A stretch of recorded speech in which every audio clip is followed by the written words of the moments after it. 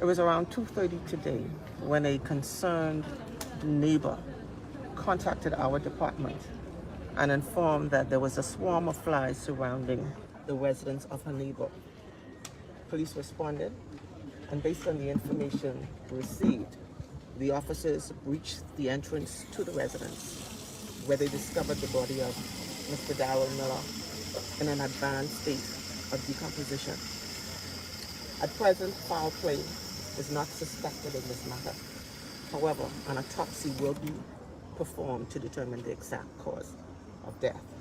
On behalf of our Commissioner of Police, Mr. Peyton Fernandez, the senior executive leadership team, the members of the Royal Bahamas Police Force, we extend our condolences to the family, and we ask that everyone keep them in prayer during this most difficult time. Any word on when neighbors would have possibly seen Miller last alive? For the last time he was seen, we're told, on Friday. And so just on the heel of that, I want to encourage Bahamians everywhere to just check on your neighbors, check on your family members. You know, sometimes persons get sick, you haven't heard from them for a couple of hours. At least call and just check, so that in the event something goes wrong, they're able to get medical attention, and we don't have situations of this, sort occurring. So let's just be more, look out for one another just a little bit more. Are we able to say perhaps how long his body may be? It's difficult, as I indicated before. It's in the advanced state of decomposition, and so it's difficult to say at this particular time. But let's await the results of the autopsy, and then we can speak more definitively to it. How soon can that autopsy happen? Well, hopefully within this week, we hope. Thank you so much, members of the press. Thank you.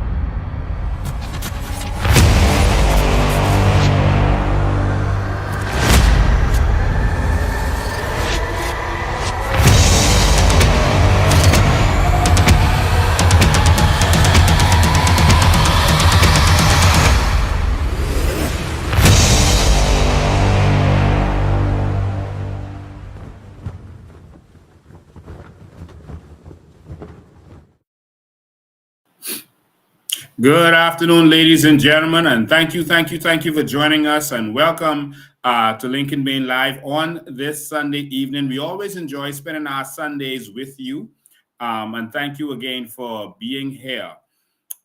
Ladies and gentlemen, we had a special show planned today to talk about the crime situation in this country, to talk about where we are in terms of murder and compare it to the rest of the world and other cities like us.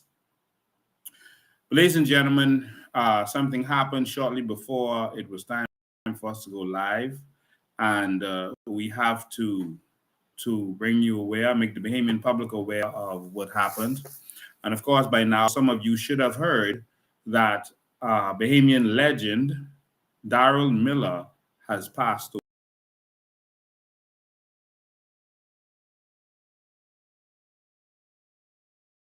Miller, It was around 2:30 today when a Darold Miller, as we said, is a Bahamian legend.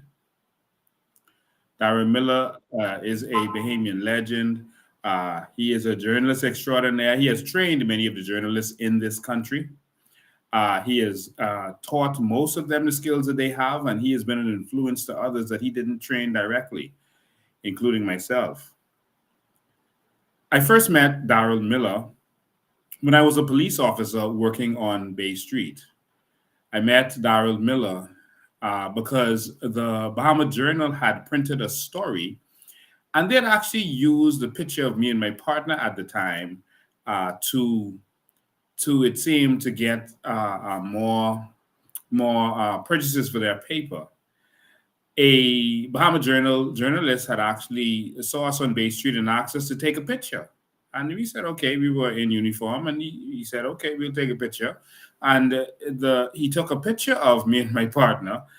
And then the next day, when we saw the papers, the headlines of the papers was a police officer had murdered his wife, and we were like, "What is this?" But underneath the picture in small writing, it had police officers hard at work on Bay Street, cleaning up Bay Street, something to that effect. So the picture was about us, but it was a small little caption underneath the picture. But in the headline over the picture, it had that police officer had done this thing. And so we marched up from Central Police Station, we marched up to the Bahama Journal, which was right there on East Street North. And we went in there and asked to see the editor, and it was Darold Miller at the time. And he was so professional, and he gave us such a warm smile, and he actually thought it was funny. And he apologized, and he said that they will put an apology in the paper. And that was my first experience with him as a young man. I was probably, I don't remember how old I was, but I probably was a teenager, probably 19 years old.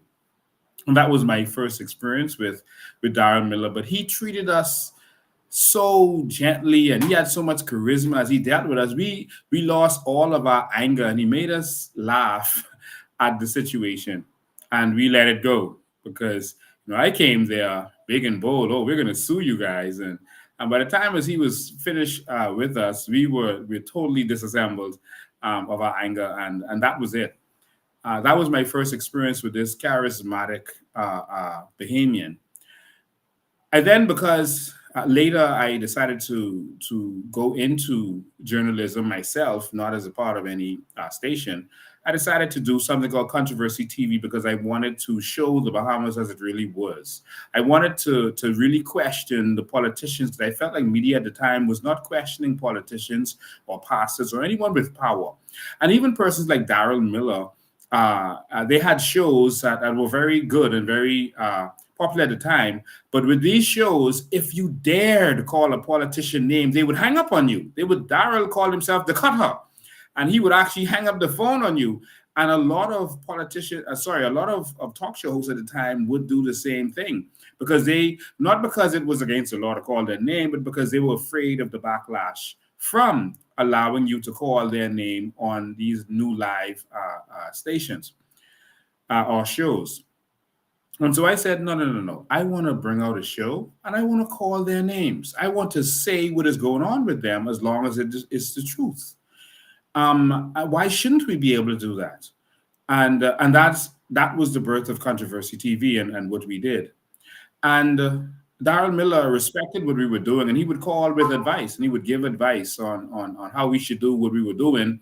And sometimes he would tell us to be aware, be afraid. These fellas are dangerous. These fellas are dirty. This is a dangerous game. This is like mafia. Be careful. You're touching some dangerous stuff. And of course, me not being afraid of anything would always comfort him by telling him God is on the throne. He's always in control. And there came a time when Daryl Miller had been removed from radio, and so he had nowhere to have a voice. And so we decided to let him come with us and guest host on Controversy TV. Over the years, I've done that with many talk show hosts who found themselves in a situation where, because of their stance or whatever else, whatever that situation was, they no longer had a voice. And I would always give them a home on whatever show that I was on. I did the same thing with Rodney Munker.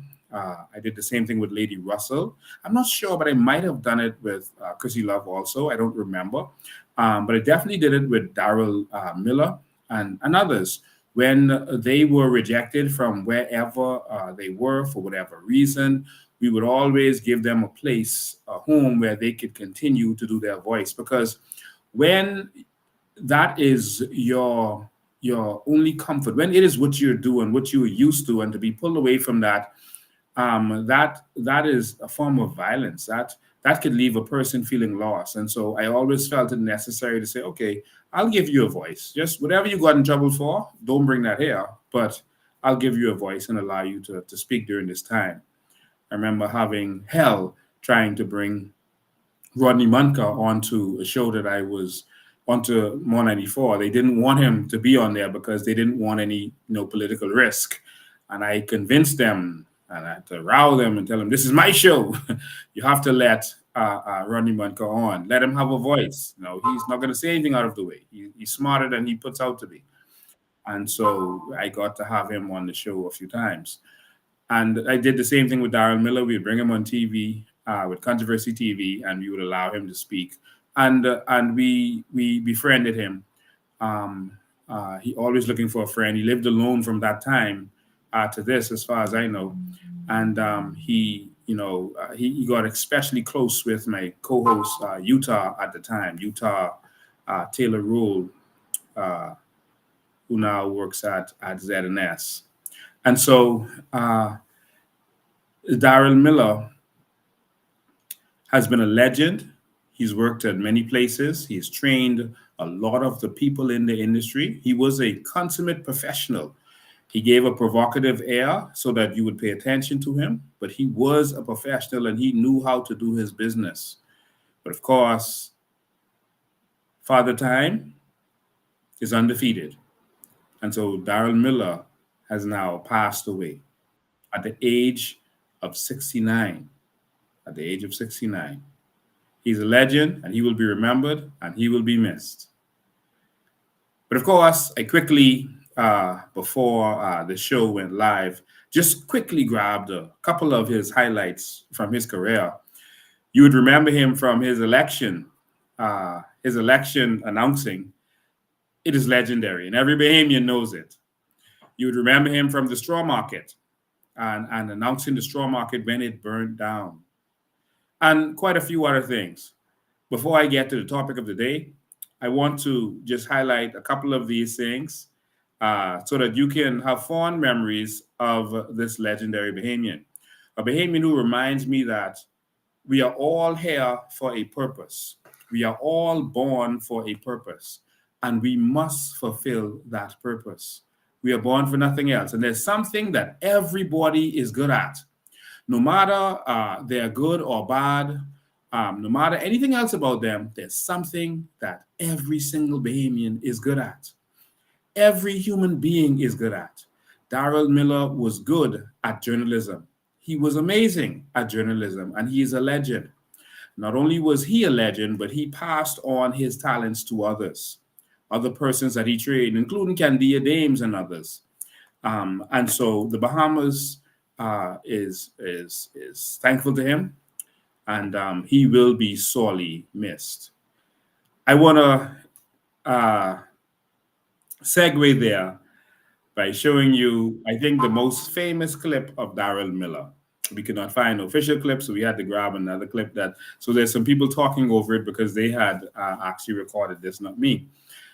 And this is the most famous clip of Darold Miller of them all. And we will always remember Darold Miller for this one very entertaining moment.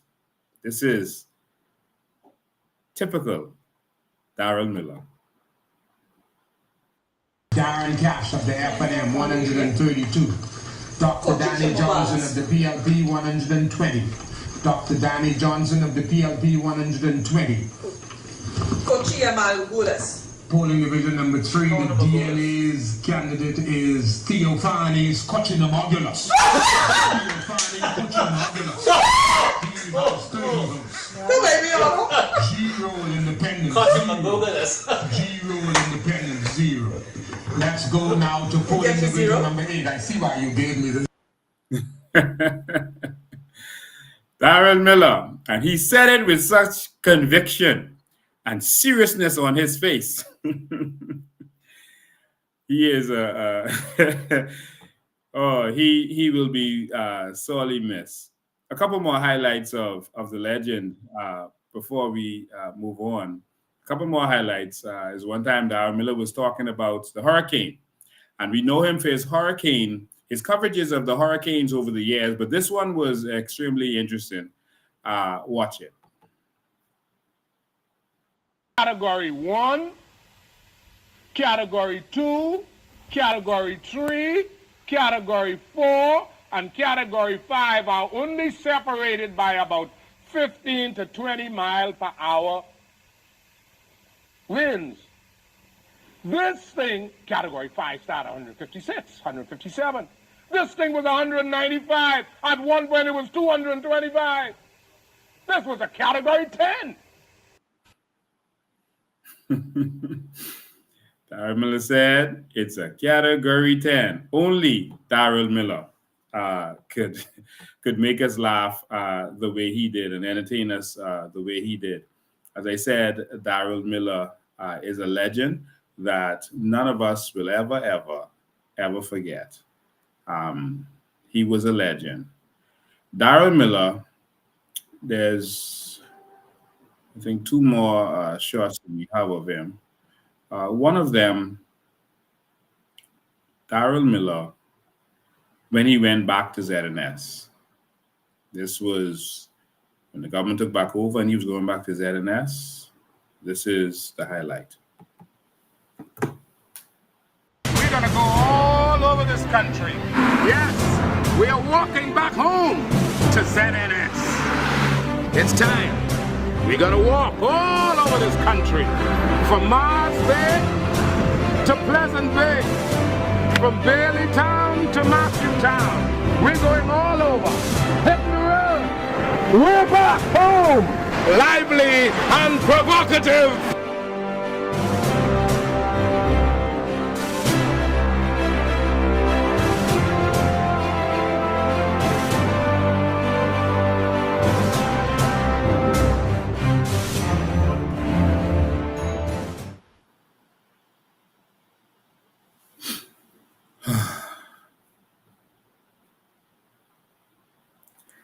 Yes, Darold Miller will definitely be missed. We were going to play another clip of Darold Miller when he was leaving ZNS during the show. He quit during the show and walked off. We thought we had that prepared, but we didn't. We didn't have that prepared today. And so, but ladies and gentlemen, Darold Miller is a legend. He will be remembered in the history of this country. We will never forget a legend like Darold Miller.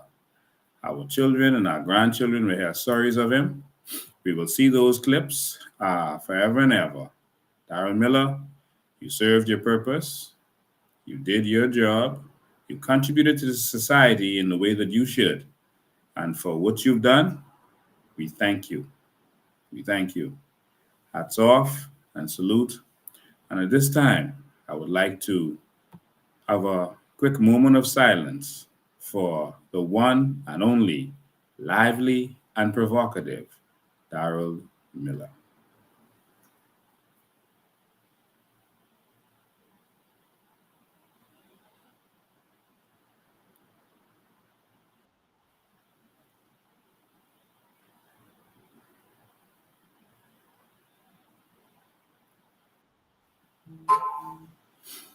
I think that tomorrow every talk show will be should be talking about Daryl Miller uh, and remembering that legend of a man.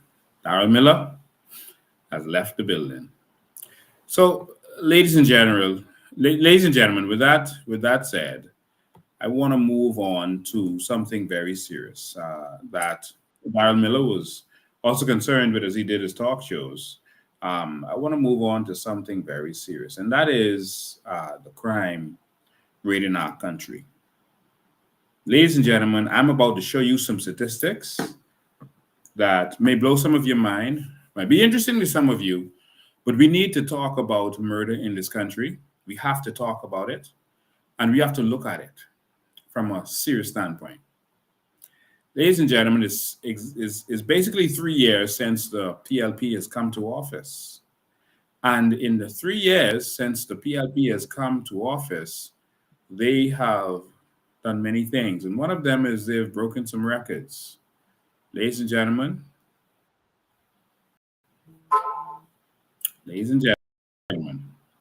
this is the PLP. Ladies and gentlemen, under the Progressive Liberal Party, we have had over 400 murders in this Bahama land. In this country of only 200,000 adults, we have had 400 plus murders in 3 years. Ladies and gentlemen, this is not sustainable. 3 years and 400 plus murders. I'm going to show you some numbers today, and then we're going to give you some solutions. We won't leave you hanging there.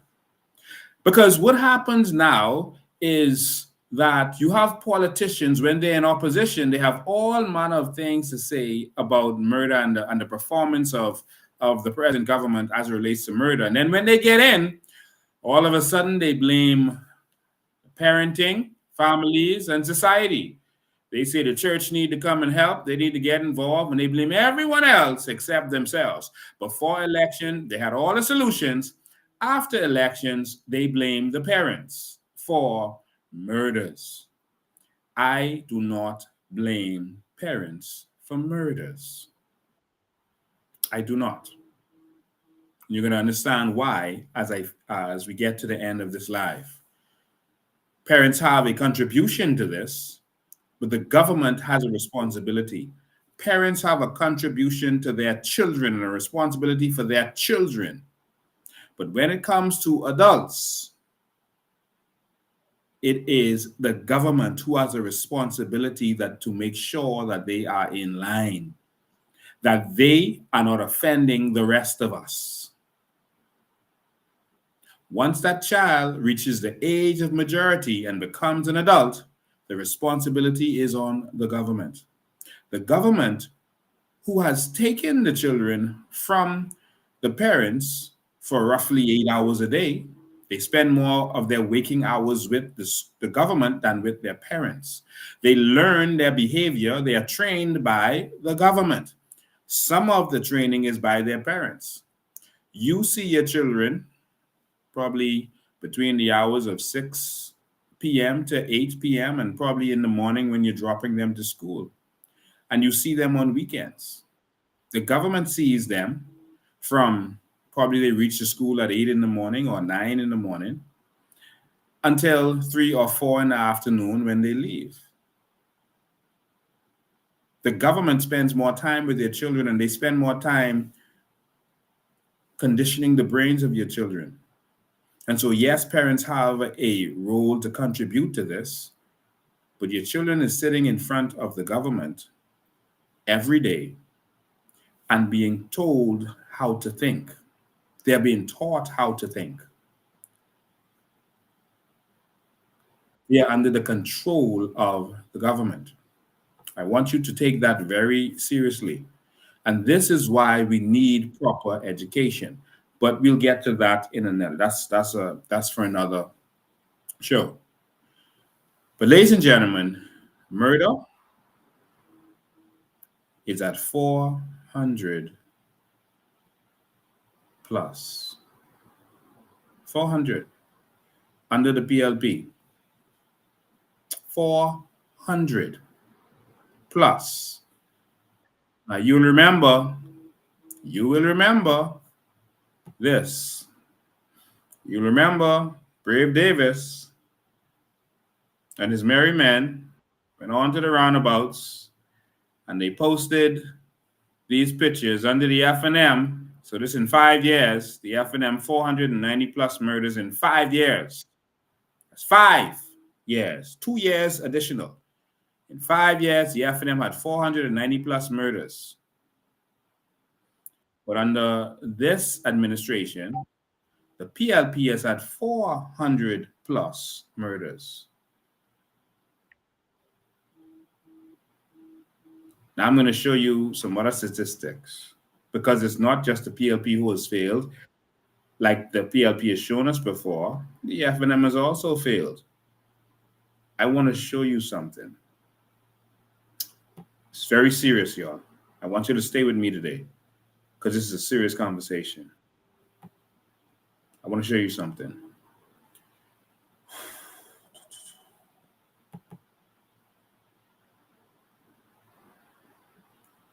Under the PLP, under the Progressive Liberal Party, from 1973 to now, we have had 2,402 murders. 2,402 murders.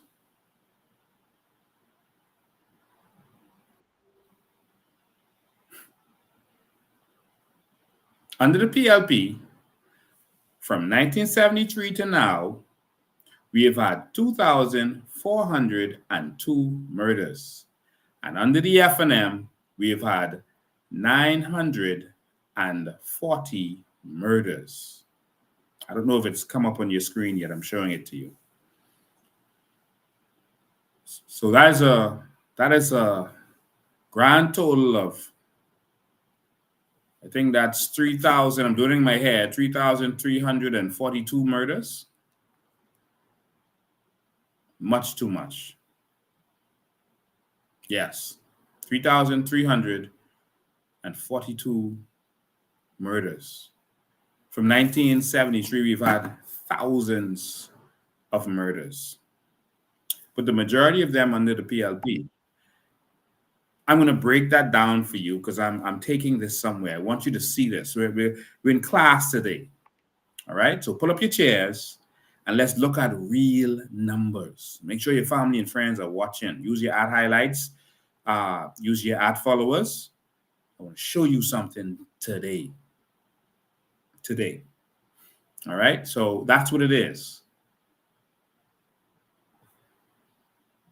That's some interesting numbers. Let me break something down for you. Serious numbers. Yeah. So the PLP and F&M as it relates to murder has failed.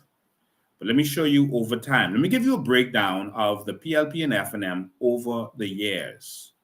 And I'm going to give you that through each one of the ministers of national security. I think that's some interesting information that you might want to see. Through each minister of national security. Let's pull that up for them. Here we go. So we'll go back in time. And so I'm going to go to each minister of national security. So bear with me. All right. So we're going to go to each one of them. So the ministers of national security over this time with the responsibility for national security. All right. So we had the first one was Anthony Roberts from 1973 to 1974. He was the Minister of Home Affairs. He had responsibility for national security. Darold, 1974 to 1977, Ministry of Home Affairs.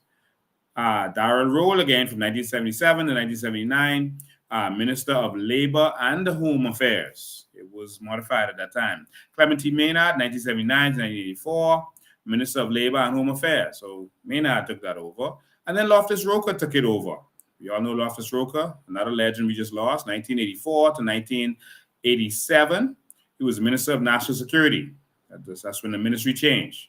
Paul Adderley, 1987 to 1992, until the Progressive Party was booted out of government.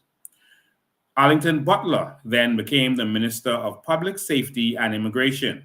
That's 1992 to 1993. Arlington Butler continued from 93 to 95, Minister of Public Safety and Transport. And then Cornelius A. Smith, some of you may remember that C.A. Smith, later become Governor General, was the Minister of Public Safety and Immigration. Minister Frank Watson was the Minister of Public Affairs and Public Enterprise. He was also Minister of National Security, responsible for national security. Cynthia Mother Pratt was the Minister of National Security from 2002 to 2007. Orville T. Turnquest was the Minister of National Security and Immigration from 2007 to 2012. Bernard J. Nordich from 2012 to 2017, Minister of National Security. Then Marvin Dames, 17 to 21, Minister of National Security. Now it's Wayne Monroe, 2021 to present. And so let's delve a little bit deeper. I wanted you to hear their responsibilities because some of the names of the ministries have changed. And so I wanted you to hear their responsibilities before I get into the number of murders for each year during that period. Let's have a real conversation today. Anthony Roberts, 1973 to 1974. In 1973, there were 16 murders. In 74, 19 murders. We compiled this data using artificial intelligence, going through the archives and searching articles, et cetera, et cetera. So we're hoping that there are no errors in here. But these are the numbers that seems official, all right? Darold from 74 to 77. So from 75, there were 24 murders. In 76, 22 murders. In 77, there were 23 murders. So the murders were around in the low 20s at that time. And before that, it was in the teens. And so Clemente Maynard took over in 79. And so in 1980, there were 20 murders. In 1981, there were 28 murders. Then 82, there were 32 murders. In 83, there were 28 murders. In 84, there were 24 murders. So at one point, it jumped into the 30s. That was in 1982. And of course, that was a big deal. The murders have now reached the 30s. That was a big deal to the Bahamas at the time. But of course, to us in this day, if we have 30 murders, Jesus, we would celebrate that, and the government would be doing a good job. All right. So it moved to Loftus Roker. In 85, there were 22 murders. In 86, there were 28 murders. In 87, there were 31 murders. So it jumped in the 30s again, but still around in the 20s for the most part. Paul Adderley took over, and in 88, and remember, these are the drug years. This is the terrible drug years. And so I would still give them a fail overall for national security, because these are the years that drugs took over this country, and it was horrible, and our country was embarrassed internationally. So while murders were low, we failed in terms of national security because we did not defend our nation from these drug dealers who caused our Bahamas to go into a different direction. But we'll talk about that another time. So Paul Adderley took over in 88, and it was 36 murders, 89, 46. So now he jumped into the 40s for the first time under Paul Adderley. And this is when everyone tired of the government. Oh, the murders are in the 40s. Oh, the government got to go. In 1990, It was 45 murders. That was a big deal. And then it came down to 28 murders and then jumped back up to 41 murders. And that seemed like such an amazing thing. Isn't history interesting?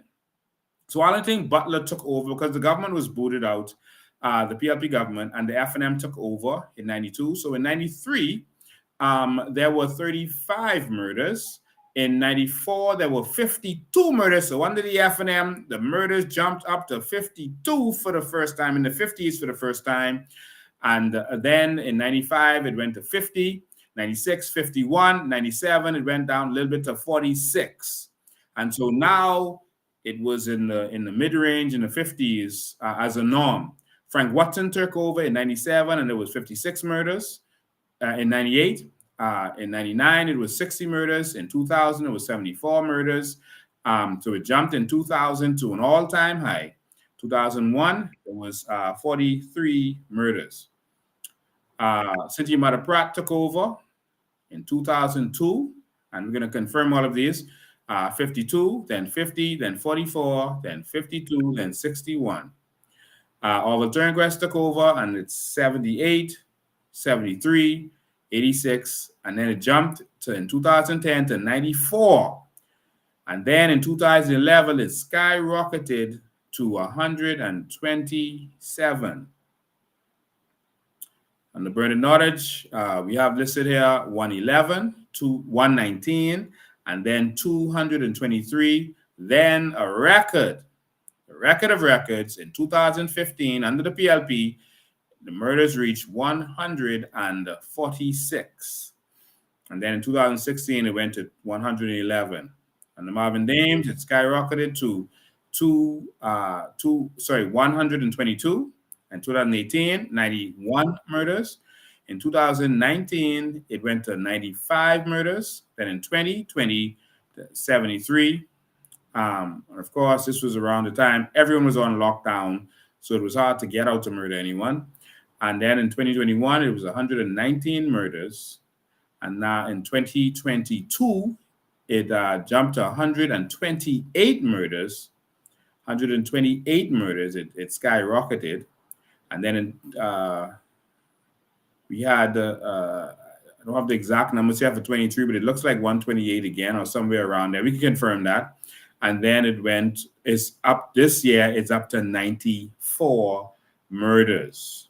94 murders. Wow. And so this is the timeline. So murders have crept up in this Bahamas. So it just sounds like the norm for us. It just sounds like, okay, that's what murders are. So what I wanted to do is I wanted to take those numbers and compare them to other places to see, so we could get a real perspective on where we are as it relates to these murders. Because for some people, they might feel, okay, yeah, well, there's countries with more murders than that. So I wanted to see where we are in comparison. I think this is going to be interesting for right-thinking Bahamians. This is going to be very interesting for right-thinking Bahamians. So I wanted to compare it to cities that we know around the United States first. United States. I want to compare it to cities in the United States. So here we go. So, and these are big cities. In most United States cities, have millions of people, et cetera, et cetera. So when you list their murder rate, I want you to compare that to a city, to the whole Bahamas that has 400,000 persons. And we know most of the murders won't be by young children. So if you count the adults, the persons who can be charged and convicted of murder, you have 200,000 versus these countries with millions of people. So let's do our 400,000 versus their big cities. I'll start with Baton Rouge, Louisiana. So far, their murder count went to 83. We are at 94. All right, 94. I hope I didn't miss a murder and we're really on 95. All right, but last time I checked, it was 94. So correct me if I'm wrong. So the estimate for Dayton, Ohio, for the whole year, 2023, 97 for the whole year. We are at 94. That's Dayton, Ohio. Let's go to Shreveport, Louisiana. 2024 year to date, they have an estimated 42 murders. That's a big city, Shreveport, Louisiana. Only 42. We have us, the Bahamas, 94. Making sense? Let's keep going. I want you to look at these cities and I want you to compare because we have to stop settling as a people for the failure of the PLP and F&M. So West Palm Beach, another big city that some of us are familiar with, has 19 murders. The last data I have on here, sorry, that's 2019. They had 19 murders. Okay? That's the last data I could pull up. That was for the entire year. Washington, well, I can skip over that because I don't have to update. Let's keep going. Okay. New Orleans, all right? Big city. New Orleans only has, the estimate for 2024 so far, 115 murders. Remember, we have 94. Miami-Dade County. All right, this isn't just the city of Miami. This is the whole county, everyone around. So this Miami, Opa-locka, Hialeah. This is the whole Miami-Dade County. You understand? The whole of it, not just the city of Miami. We're talking about millions of people, 2.7 million to be exact. And so Miami-Dade County, you know where they are in murders? 65. 65 murders. Where's the Bahamas? 94. So Miami, where all of us love to go, and we're so afraid when we go there, some of us, have 65 murders. The Bahamas has 94.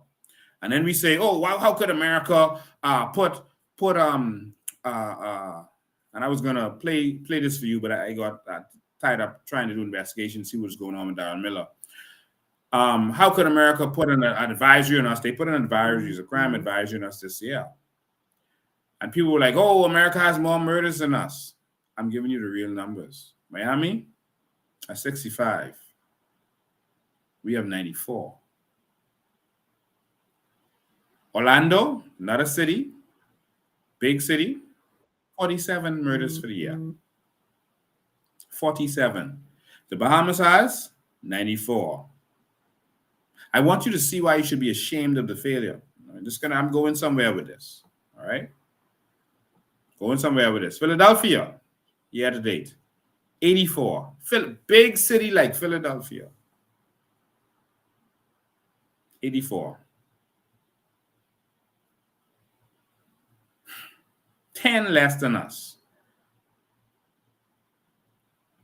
Over 1 million people, 1.57 million. And what does the Bahamas have? 94. Wow. Even the big New York City, 8.4 million people. Hear that? 8.4 million people.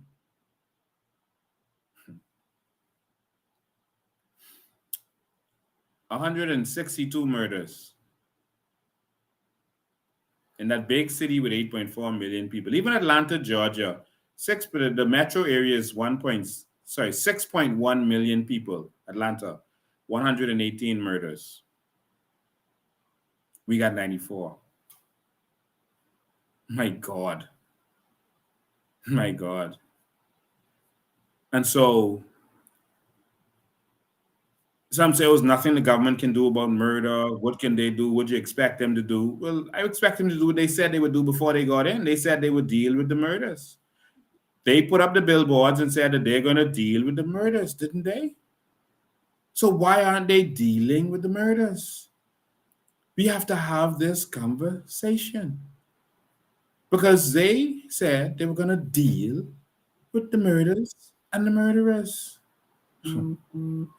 Okay, so let's go to other places. Let's see what's up with that. All right, let's look at other countries. Let's look at it. Let's look at London. Let's say London. London. How many murders does London probably have? Right? So London, a big city again, millions of people. I mean, this is London. I don't have to describe and tell you what London is.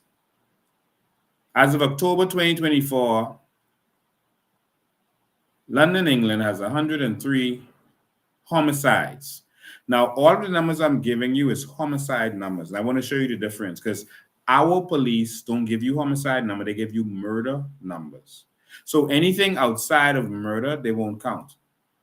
You understand? So like manslaughter or, other things that could be considered a human killing a human, but they don't count it as an intentional murder. They don't count those. But I'm giving you the numbers of all homicide, which is the killing of a human being by another human being. That's a homicide. So that's what these people are giving you, the full numbers.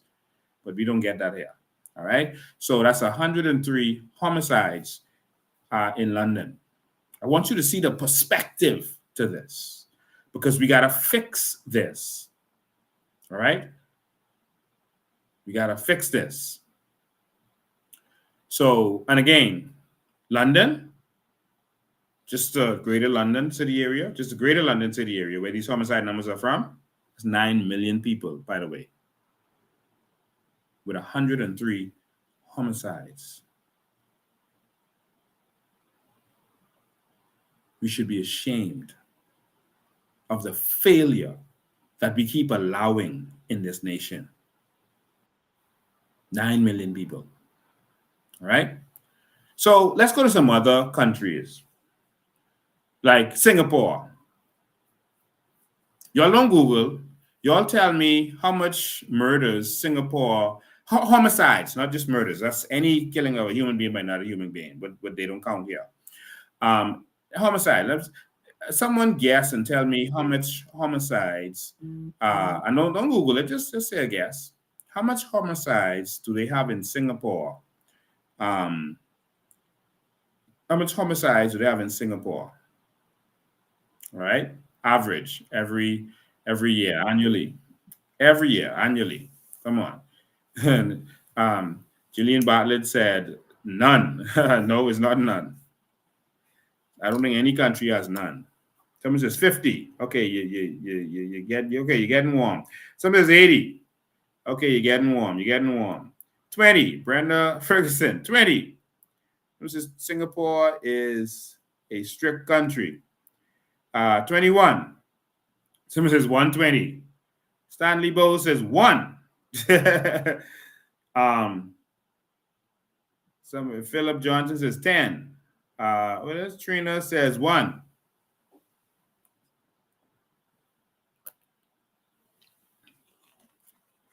Stanley Bow, you are correct. Depending on the year, they average about 1 to 2 homicides per year. For the whole year, population over 6 million people. They average 1 to 2, mostly 1, murder, homicide that is, per year. You see? So we need to start aiming for success, not failure. We need to start comparing ourselves to countries that are success, not countries that are failures. So I wanted to know what Dubai was. Dubai averages fewer than 5 homicides per year. As of 2024, they average, and that's 3.05 million people in Dubai. Fewer than 5 homicides per year. Get it?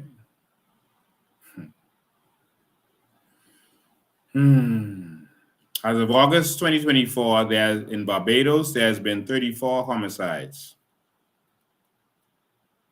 1/3 of us. 1/3. I'm trying to pull up Bermuda. Well, their rate is 4.5 per 100,000. And they have, let me see.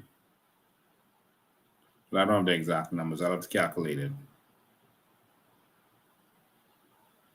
But ladies and gentlemen, I pull up these numbers so that you can get an idea of how bad we're failing. Those big cities with millions of people that they have to manage, millions of people that they can't control, millions of people where you could just say, you know what, the parents are at fault. Why the parents are, that's millions more parents. So how is it that they can get things under control and we can't? And so I want to know if there were any places that were able to control crime, any place that was able to find a way to say, hey, let's reduce crime, and let's see what we can do to reduce crime.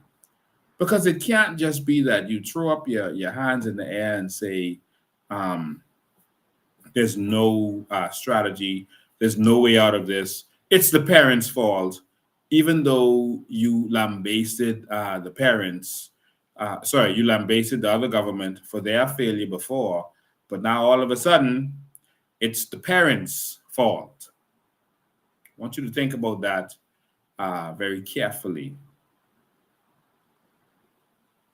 because they're not giving us any solutions.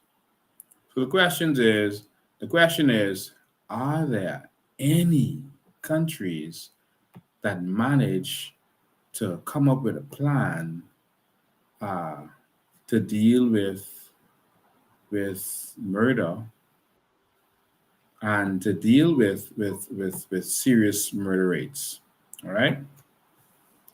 And so I decided to look around. I didn't just decide. I was studying this for some time. So I won't make you feel like I just started studying this. And I wanted to compare it to a couple of places. And one of those places that I wanted to compare it to bring to your attention was New York. New York had a serious crime problem. And I don't want you to take that lightly. New York is known as Gotham City. New York had a terrible crime problem for many years. All in the 80s, the place was horrendous. If you went and walked on the streets of New York, they would pull you in an alley and you could get raped right there in an alley, and they mind their own business, so they could hear you in there screaming and no one is going to really help you. You get mugged. It was known as the mug capital of the world, basically. And if you went in there, you would be mugged. You know, it was more likely than not that you would experience a mugging if you freely walked the streets of New York. Up until the 1990s, something happened in the 1990s. Something happened. What happened in the 1990s in New York that changed everything? Well, they did two things. Two simple things, you know. Two simple things. One was they targeted. So when they tell you the story, they'll tell you some nice, neat stuff that they focus on the smaller stuff. They call it the broken window theory, where they focus on the smaller crimes, and because they believe if visibly you could see smaller crimes, then it would have a culture in people's mind that they could be free to commit whatever crimes they want. And so they says that psychologically that's what they did. They focus on the smaller crimes, the jaywalking, and that kind of stuff, and that was the start. But that's what they tell you. But that's not really broke crime in those areas. What really broke the crime was pretty interesting, and I think it could work here. One, they targeted corrupt officials. Because the criminals, most of the criminals who get away with these crimes is because they're connected to corrupt officials. officials that they pay off, officials who are doing their bidding, because the officials are getting a piece of the pie. And so they are aiding and abetting, is what they're doing. Think about that. They're aiding and abetting. So what they did was they targeted corrupt officials, and that included government officials. All right? Government officials and police officials. They targeted the internal affairs section went berserk throughout New York. All right, and so they targeted these officials. Next, included with targeting the officials, they targeted the mafia. They went head to head with the mafia. And so a fellow with a name that sounded like the mafia, Rudy Giuliani, and of course the commissioner of police at the time, they put some things in place. And they targeted the problem, the mafia. These petty crimes were being committed by people connected to the mafia. And so they just went after them. And the gang leaders. They went after the gang leaders, the mafia. And that resulted in crime going down significantly in New York. The same thing happened in California, which had a similar problem.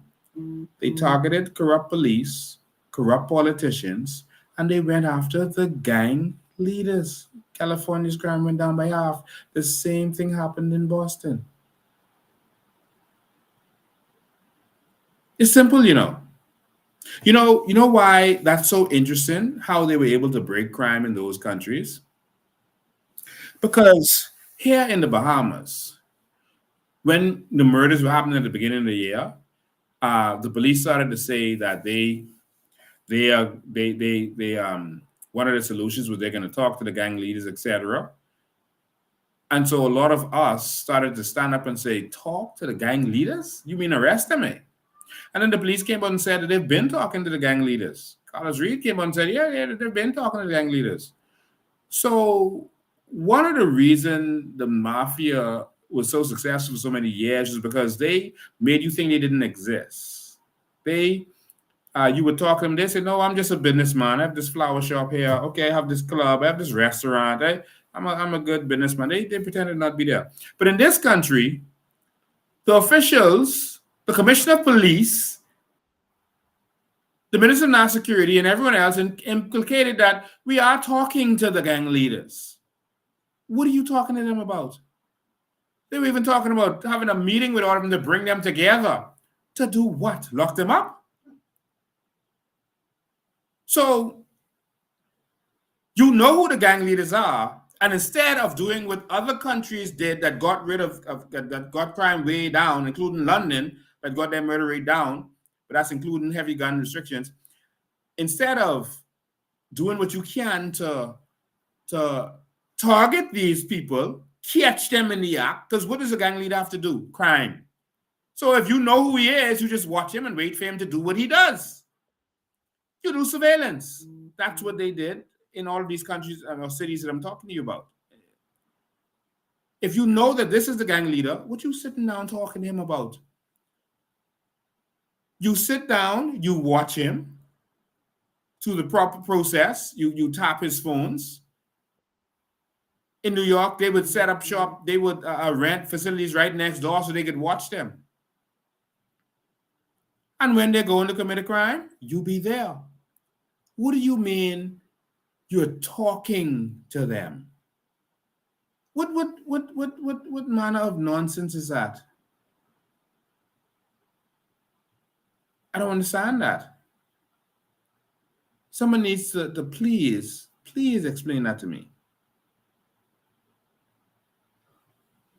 Because it makes no sense. And so I decided, and I'm going to cut it short. So I was going to read exactly the plans that these cities did, the exact plans that they did. I was going to read them out for you so you can see them. But basically, I'll put it in a nutshell. They got rid of or targeted corrupt officials. But here you can't lock up a corrupt officials because the prime minister them corrupt. I'm not going to say this any other way than that. They said that one of the things they did was they made sure that the public had confidence in the police, trust in the police. Whenever the public lost trust in police, according to all of these cities that reduced crime went up because the people don't trust the police no more. And that's what's happening here. So they dealt with the corrupt officials and the police. They dealt with it from the top. They dealt with them, and then they targeted the criminal gangs. How hard is that? What are you setting up roadblocks on the road for? Harassing everyday citizens, booking them for violations. I'm not saying you shouldn't do that, but how could that be your main crime fighting strategy? The criminal can see you a mile away. 1, 2, if they're going to move their drugs or guns or whatever it is, they are going to have a car that goes ahead of them. They're not going to go on one-way streets. There they know if there's a roadblock ahead, they can't stop or turn around. And if they have to take that road, they have a car that goes ahead of them that's clean. They don't have nothing in there. And then the car is going to tell them, hey, the police up here, don't come this way, go the other way.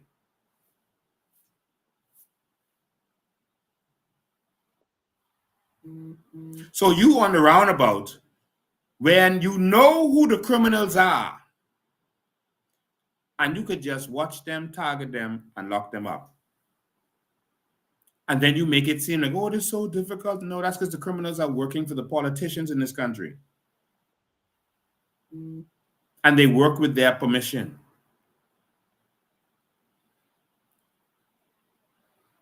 I was also going to break down for you.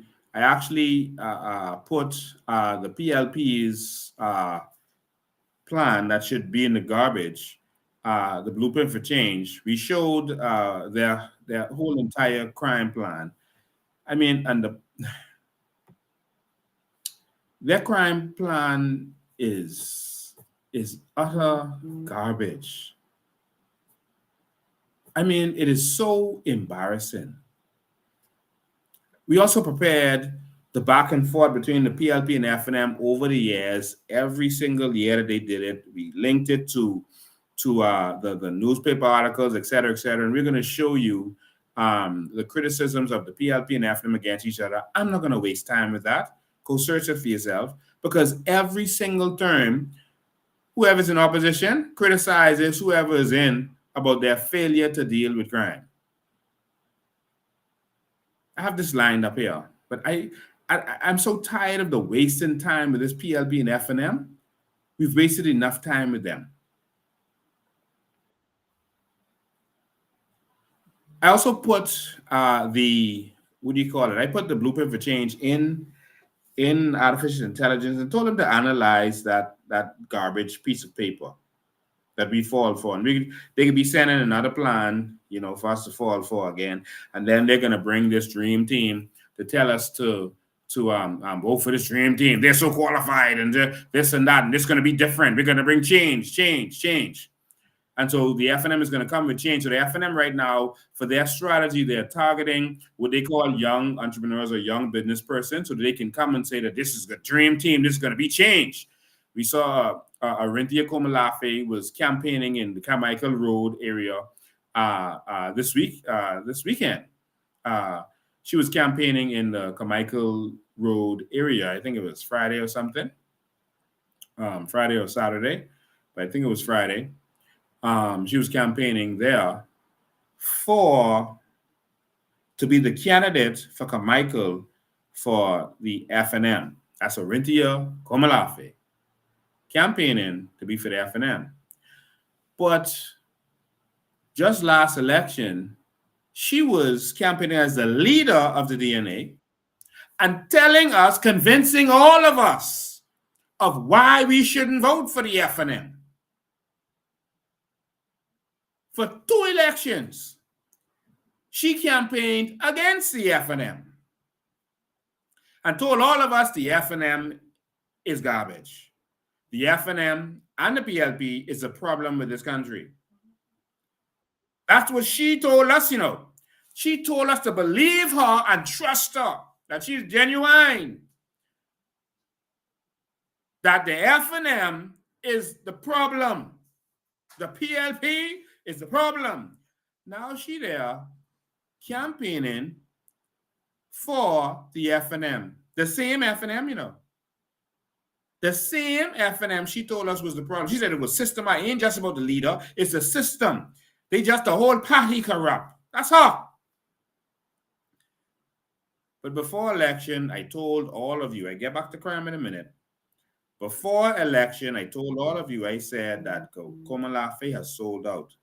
Because see, my intelligence is mind-blowing. And sometimes I can expose everything because then that would cause persons to know where I got the information from. But I told you all that Komalafe had sold out before election. When the FNM did that sham protest, they told the DNA to do that sham protest on Bay Street. It was because they felt like the COI was popular because we were doing protests and they wanted to split the third-party votes. And so they said, we're going to send you there. And because we arrested Lincoln and these others, that's how he got popular. So we're going to cause you to get popular because the DNA wasn't getting any traction. So they said, go out there and do a protest, pretend like you're protesting. So and a couple of her executives went out there and protest and then went home. And then they come back and say, yeah, we can lock you up for that protest. This must see a couple of weeks later. We can lock you up for that protest and we ain't gonna put you in the jail, in the cell, like how we throw Lincoln them on the ground, on the pissy floor, and made them sleep there for 48 hours. No.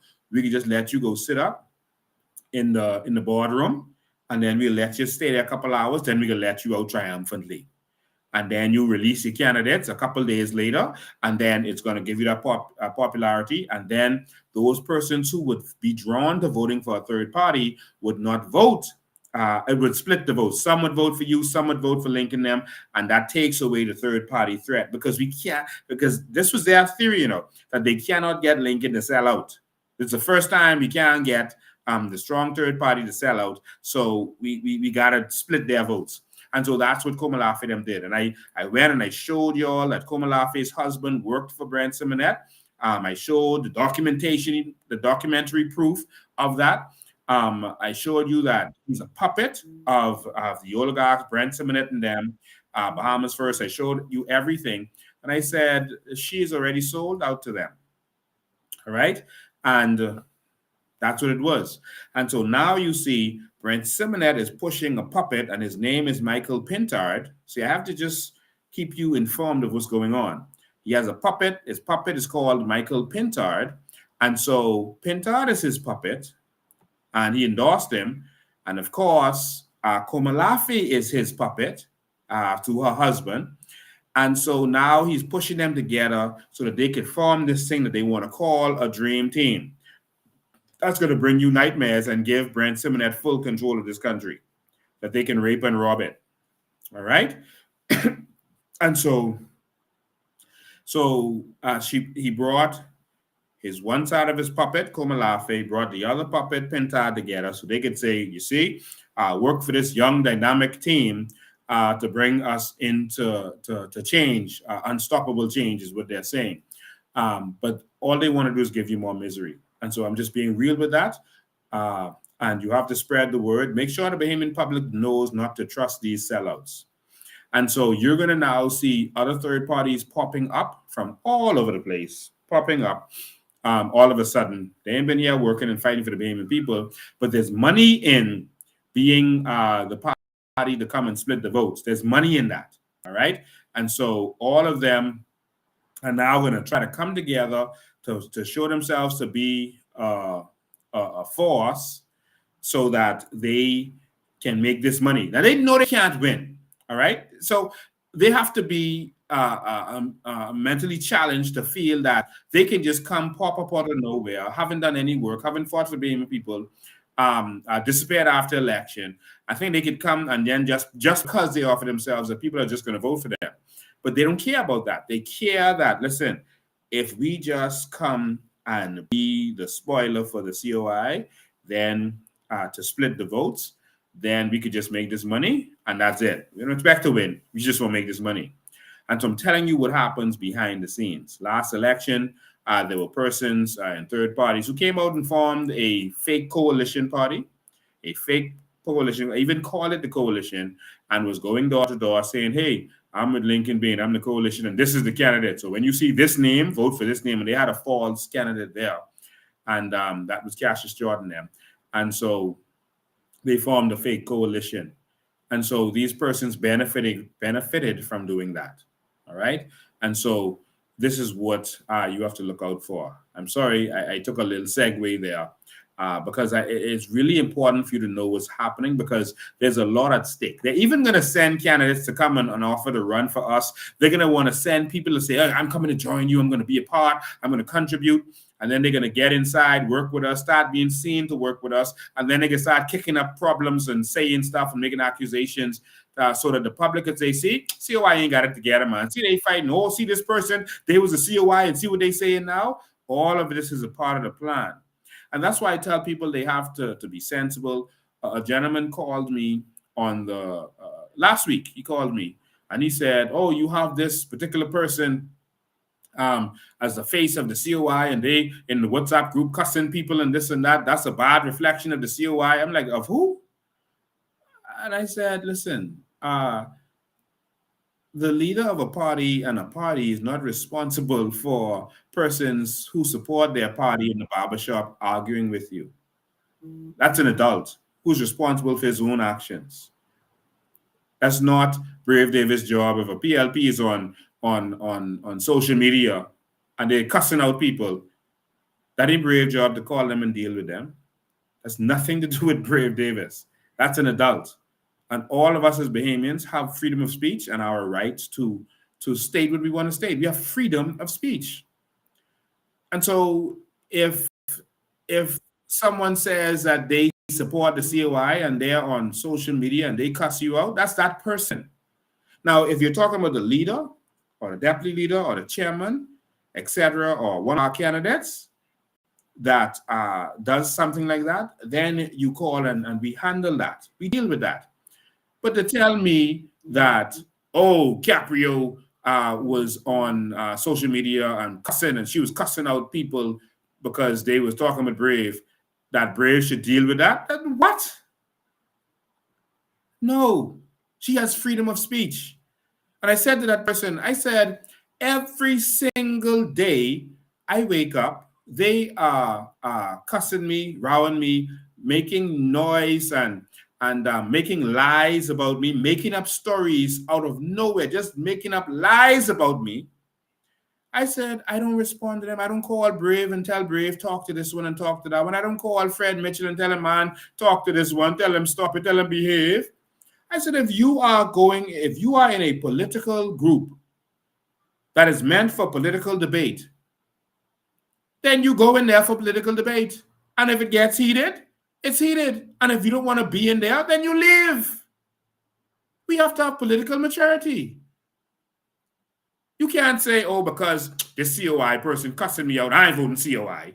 Forget the country. Let the country burn. Let Brave them keep raping and robbing us because this person who's a COI cussed me out.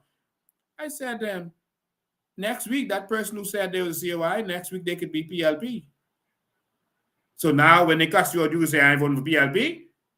It is so utterly ridiculous that I don't understand it. I talked to a senior person in the media and they said that someone had at their station had at Eyewitness News had done a story about us, and the story wasn't a good story, and persons on while the story was being aired, persons was on there cussing them out and telling them this is a bunch of foolishness. They saw it live, they're seeing what happened, and persons were telling them off, and they even talked about the ethnicity of the person. And so the person who was in charge, of the news, came to me and said, "Oh, y'all okay again, eh?" I said, "What? I never had a problem with that person." I was like, "Yeah, no, but your people was on there cursing them." I said, "My people? Who? Which one of my candidates? One of our executives?" Like, no, the people on Facebook, they was there cussing. I was like, "Mom, you're a journalist. What does that have to do with our party if they are supporters. I grew up arguing in the barbershop. I grew up. If a PLP in there cuss me out, I ain't gonna say I ain't voting for PLP because someone in the PLP cussed me out in the barbershop. This is such idiocy. It's unimaginable. You have about maybe 20 people on social media support the COI, and they go there and they fight and they argue because they fight for their country, not for the COI. They're fighting, and they say support the COI. We had short of 10,000 people that voted for us in the last election. You don't see 10,000 people on social media. You don't know all of our supporters. You don't know all of our supporters. Most of the people attracted to the COI are intellectual people. They are thinkers. They are people who want to see the document. That's the kind of people that are attracted to the COI. And so, people who are into cults, they vote for the PLP and FNM. They just say, "Oh, Grammy was a PLP, Grammy was a FNM. I just voting for them." Why? I don't know. I just voting for them. I do not encourage that in the COI. That is not how Bahamians should think. We should vote because it's the right thing to do, because it's an intellectual decision. But the people who are following cults call us the cult because they can't imagine that Bahamians are on social media and just so angry at what they've been experiencing. They can't think that Bahamians can be on social media and not be paid for it. Because the only people they're used to seeing on social media talk, because most Bahamians don't want you to know who they are because they don't want to get victimized. So they won't be on social media behind their name speaking the truth or speaking out against government. All right? So for them to see that, they think, well, they ain't paying them for that. So they must be just a cult. No, the PLP and the FNM are a cult. And anyone who votes for them because Grammy voted for them is a numbskull. Their brains are numb. Now, if you have some actual reason for voting for them, that's fine. But to blindly vote for them without really sitting down and seeing the situation of this country, that's not the way of the New Bahamas. And I sorry I had to speak so strongly on this. And I sorry I deterred from what I was talking about. But these people following these cults, and because we decide we want to be free from the cult, just like when you want to leave the cult, all of a sudden everyone against you. Oh, you crazy. Oh, you ain't got no sense.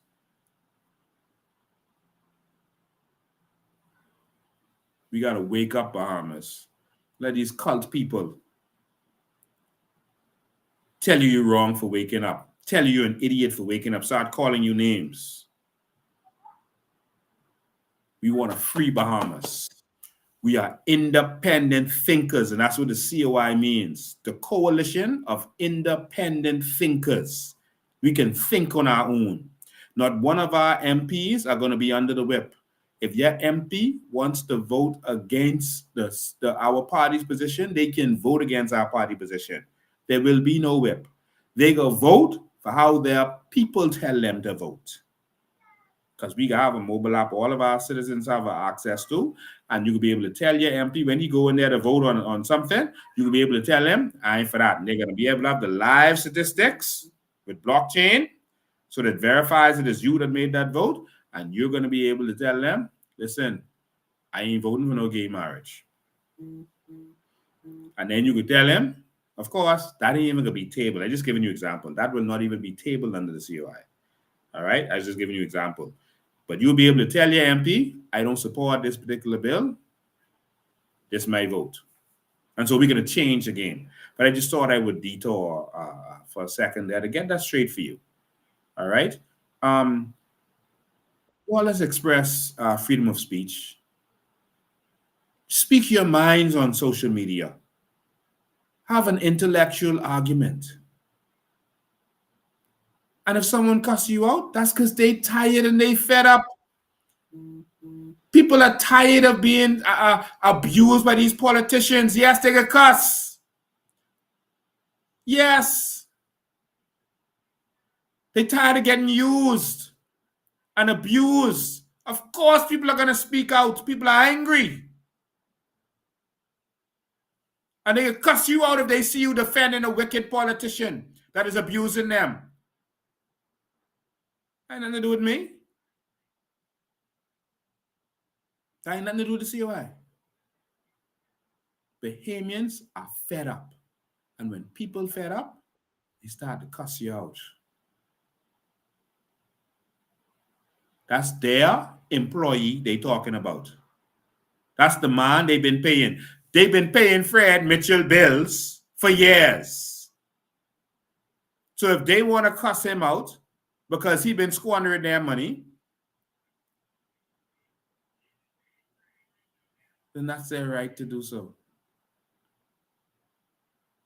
They can empower Fred to hire a bunch of special lifestyle people in the Ministry of Foreign Affairs.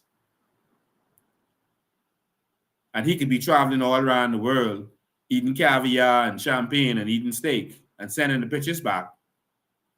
And then can tell you, don't be asking the MP for nothing, stop begging, save your money. While he's spending our money.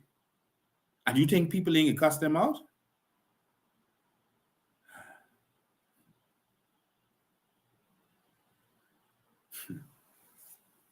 Let's go back, then I go open the lines and hear what y'all have to say about all that.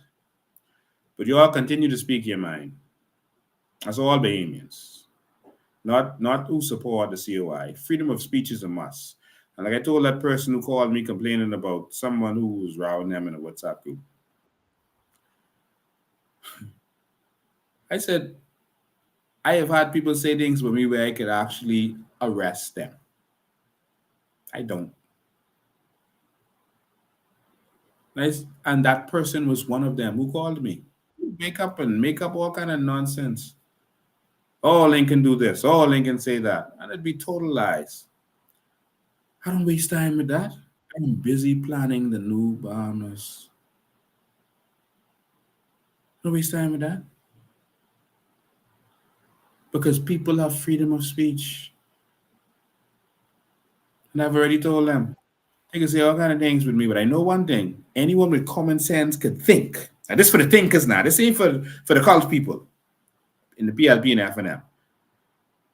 If they had anything on Lincoln Bain in the last 20 years, I've been burning fire on them. They would have done jail me long time. They would have done with me long time.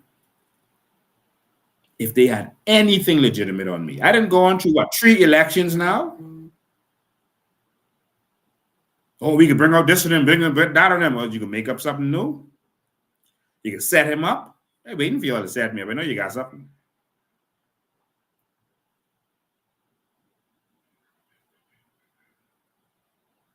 They can make up something before the next election. They could try everything in this book. But I know one thing. If they had something, y'all don't think I'd have been in jail already? Y'all don't think they would lock me up for defamation long time if anything I was saying was a lie? Oh, he lying, he's lying. Lock him up.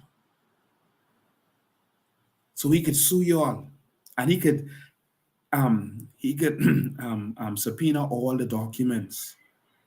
Come lock him up for anything he has said. So he could subpoena every document, every phone record, every email. Lock him up. 20 years? But if they keep repeating, he's a bad guy, he's a crook, he's a bad guy, he's no good, don't listen to him, he just lied. They keep repeating it, they feel that people are going to start believing it because they keep hearing it. They hear it so much, it must be true.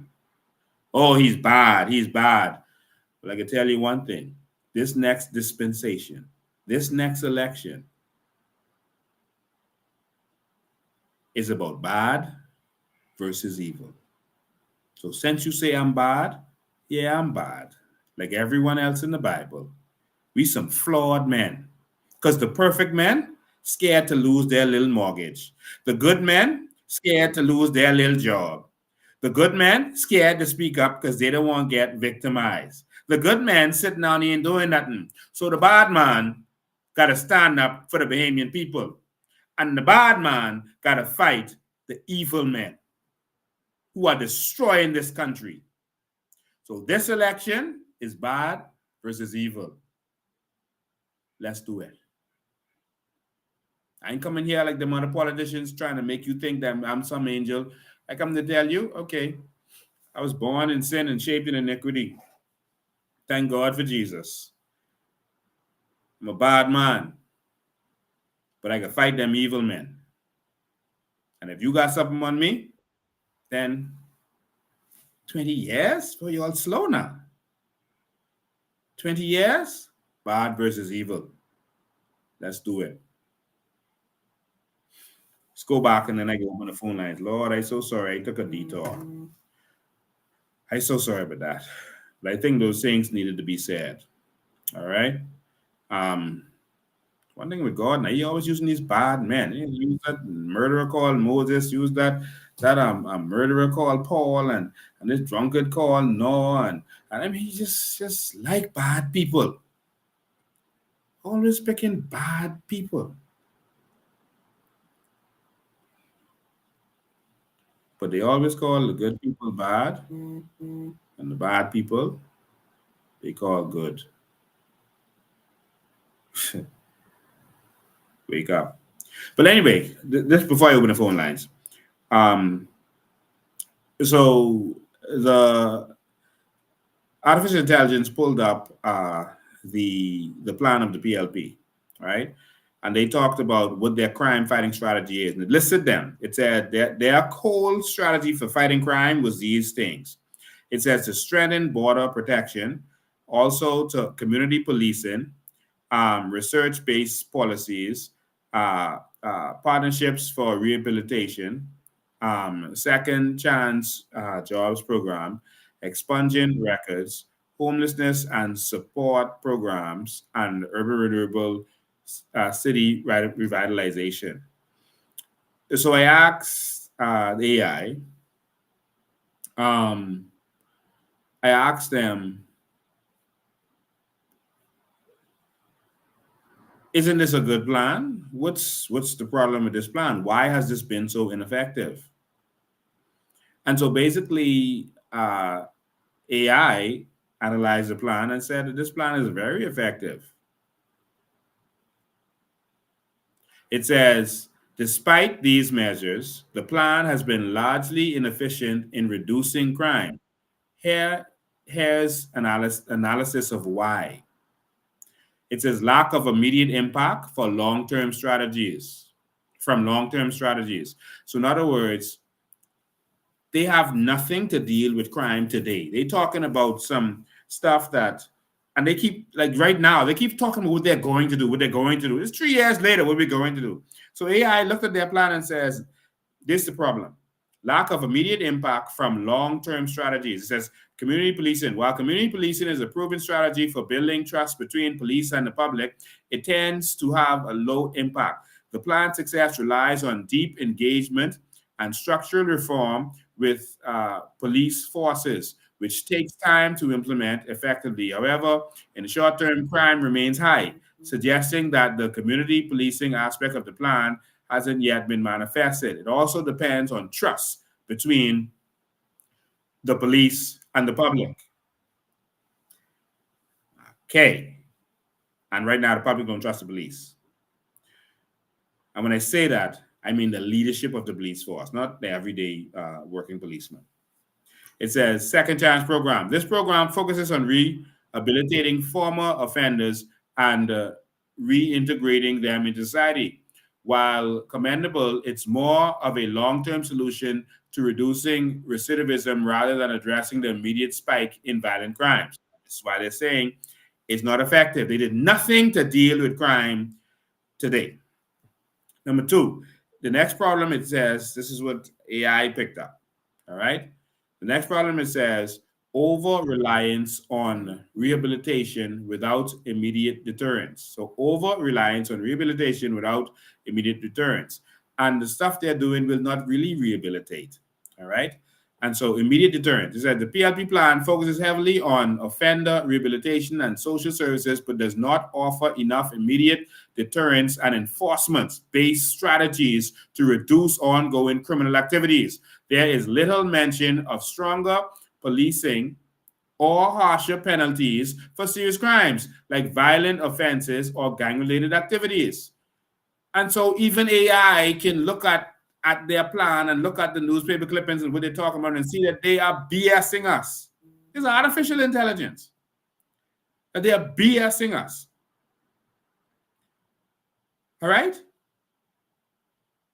It says also expungement of records. Although the idea of expunging records for minor offenses helps integrate people into society, this measure can be seen as too lenient in the face of rising violent crime rates, et cetera, et cetera. So, in other words, you had the Minister of National Security say the fellow who raped a young girl say his sentence, his 3-year or 4-year sentence was too harsh. Raped a little girl. I mean, these people sick. All right, so this AI now. This AI. I should just pull this up while I read. Yeah, let's read this, man. We're doing education today. Let me just pull this up for y'all while I read, so y'all can see what I read.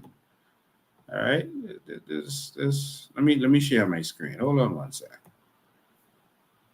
Let me see if I can share this. Yeah, let them see. All right, so let me put this big on the screen. So limited results from research-based crime policies.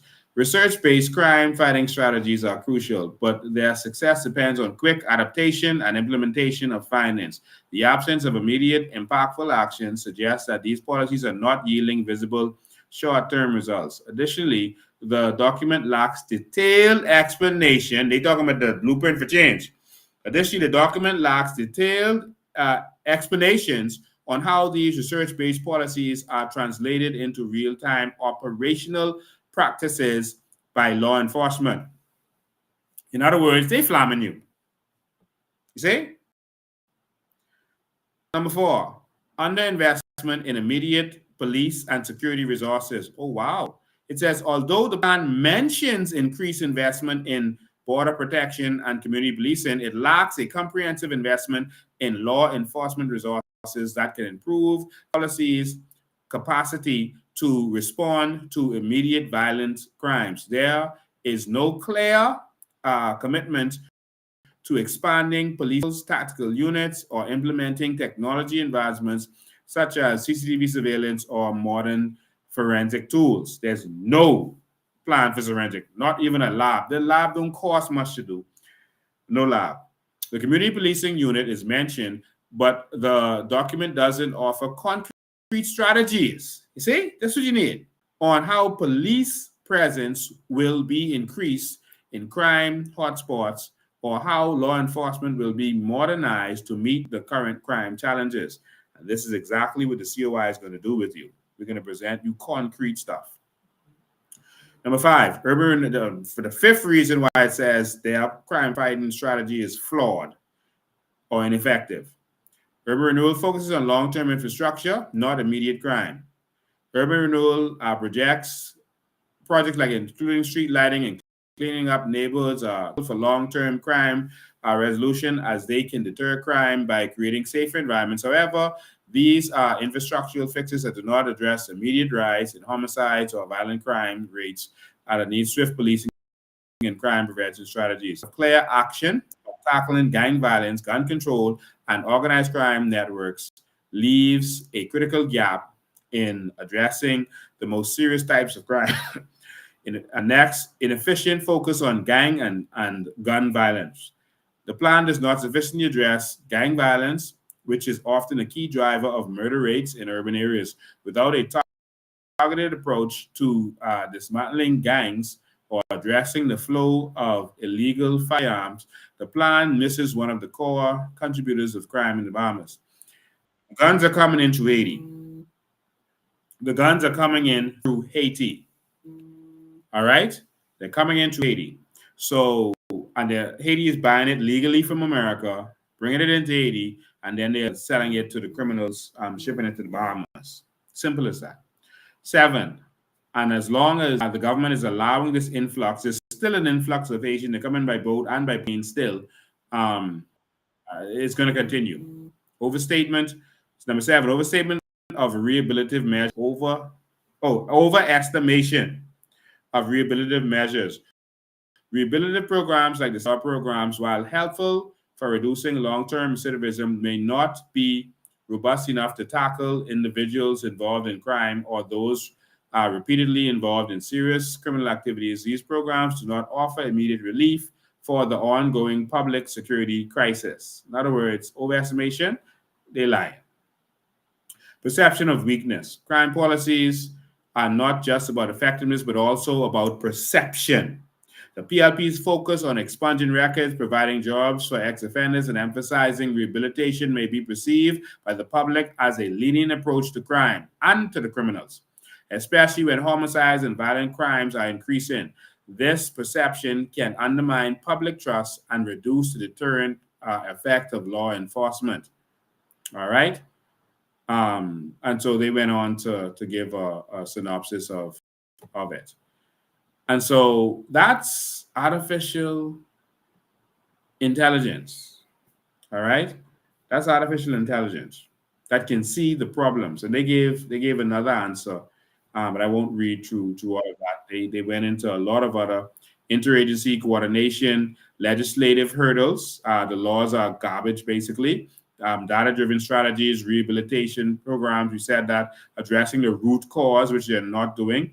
They're not going after the leaders of the gangs. They're not going after the gangs when they know who they are. Community engagement is one of them.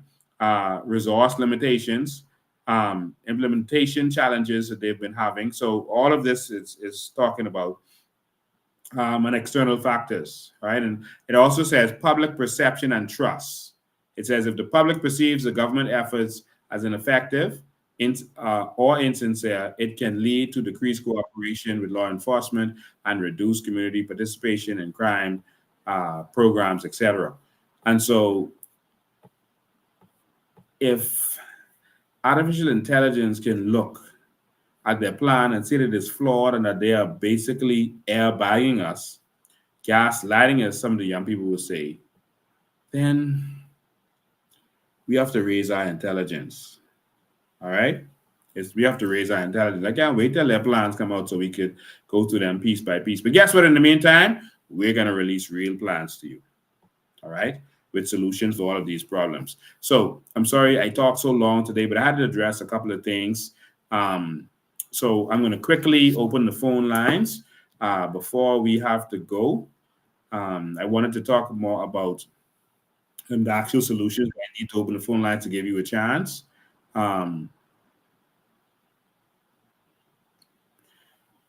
Lincoln, when marijuana becomes legal, would you allow all Bahamians to have? Yes, all Bahamians will have ownership of anything in the Bahamas. There will be nothing that Bahamians are not allowed.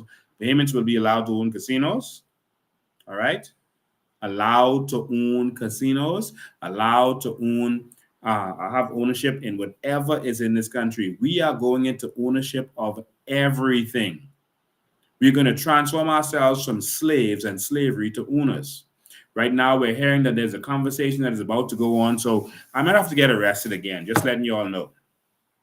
The Cabbage Beach debacle that has been going on for many years, where they've been trying to take over one little piece of strip of land that's our right of way to access the beach. And so now, you know, when they first locked that gate, I went there with Dr. Miss and them. DNA also went there. I went there separate from them. And we went there and they were there. Politicians were there talking and just talking to the nose. I said, listen, man, I don't have time for this. And we went there and we broke down that fence. All right. And we got arrested. They came and arrested us. But some things are worth getting arrested for. All right. You can't take my access to the beach, the children's access to the beach, the vendors' access to the beach. And that is a right of way for Bahamians. And we found out that the PLP government secretly allowed them to do that. And so we went there and broke it down. All right, because it don't belong there. And so, you know, when Minnis came in, you know, he threw out the case. And then So the PLP went there again, this PLP administration, and locked the gate again. What? So we went there and opened the gate again and put all, sorry, that was on the Menace. The same Menace who went there to take it down. I'm sorry, I misquoted. And we went there as an organization and took it down. We opened, and unlocked the gate again. Of course, some of the vendors was the ones who actually physically did it. But we went there and helped them, and we lift all of their property back on there and told the developers, don't even think about it. So now the new trick that they are pulling up their sleeves, the new trick is that the developers are saying they're ready to start billing. So what they can do is they're going to offer each one of those beach vendors that they're going to give them $300 a week, a salary now. They're going to let them work for them instead of working for yourself and being an entrepreneur. Yeah, it's this serious. Instead of working for themselves and being an entrepreneur, you come work for them, make $300 a week. Now, minimum wage is $260. They can pay you $300 a week. They can give you the umbrella and the chair or whatever. You work for them for $300 a week, and you don't work for yourself no more. Listen to me. If any one of you Bahamian entrepreneurs, some of you can make $1,500 a day, $1,500 a week if you don't go out regularly, if it's slow, etc. But some of you make $1,500, could make that in a day, depending on the day. If you settle for $300 a week, you don't deserve anything. You don't deserve the air that you are breathing. You don't deserve this land that we call the Bahamas that we are walking on. That is unacceptable. So when they meet with y'all, don't accept that. I went to jail to fight for you.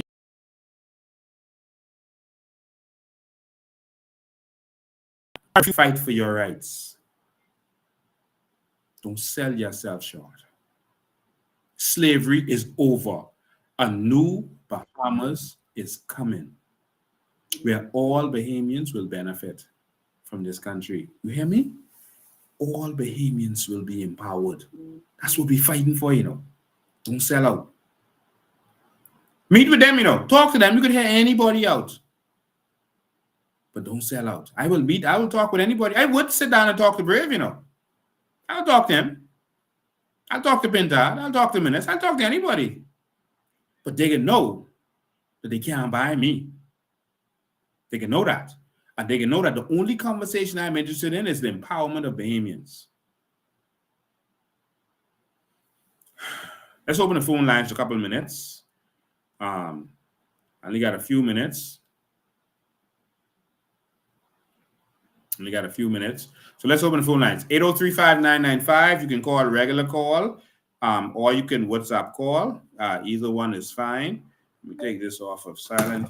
803-5995 is the number. Call me, man. Tell me about the stuff we've been talking about today. All right. Phone is already ringing. Good afternoon. You are live. Hold one sec. We can't hear you. Hold on. I don't know what happened just now. Did I lose that caller? Okay, looks like I lost that caller. 803-5995 is the number. You can call in and be a part of this conversation. I know I spoke long today. Let's go back to the phone lines.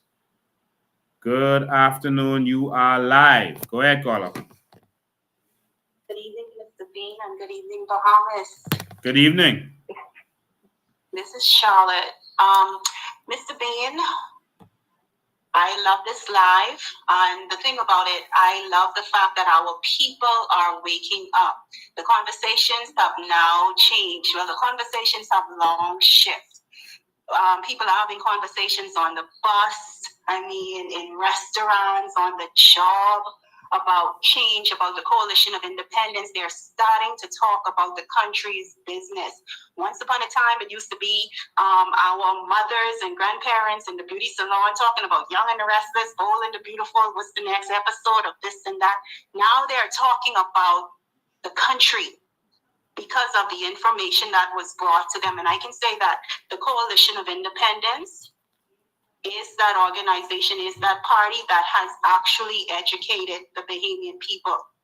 So I am very proud of the work that we all are doing, that the Bahamian people have decided to come together. But one thing that is really alarming, the murders that are happening in our country. Fathers are being slain in the front of their children while holding their children. And it seems like we've become desensitized to what's going on in our country because there are so many things going on. You know, once upon a time, you could have paid attention to this particular situation that is going on in the country. But now there are issues everywhere in the healthcare system, the education system, the social service system. Yes, immigration, we've been having a problem with that for years. But now it has become so overwhelming that all of our systems are feeling the strain.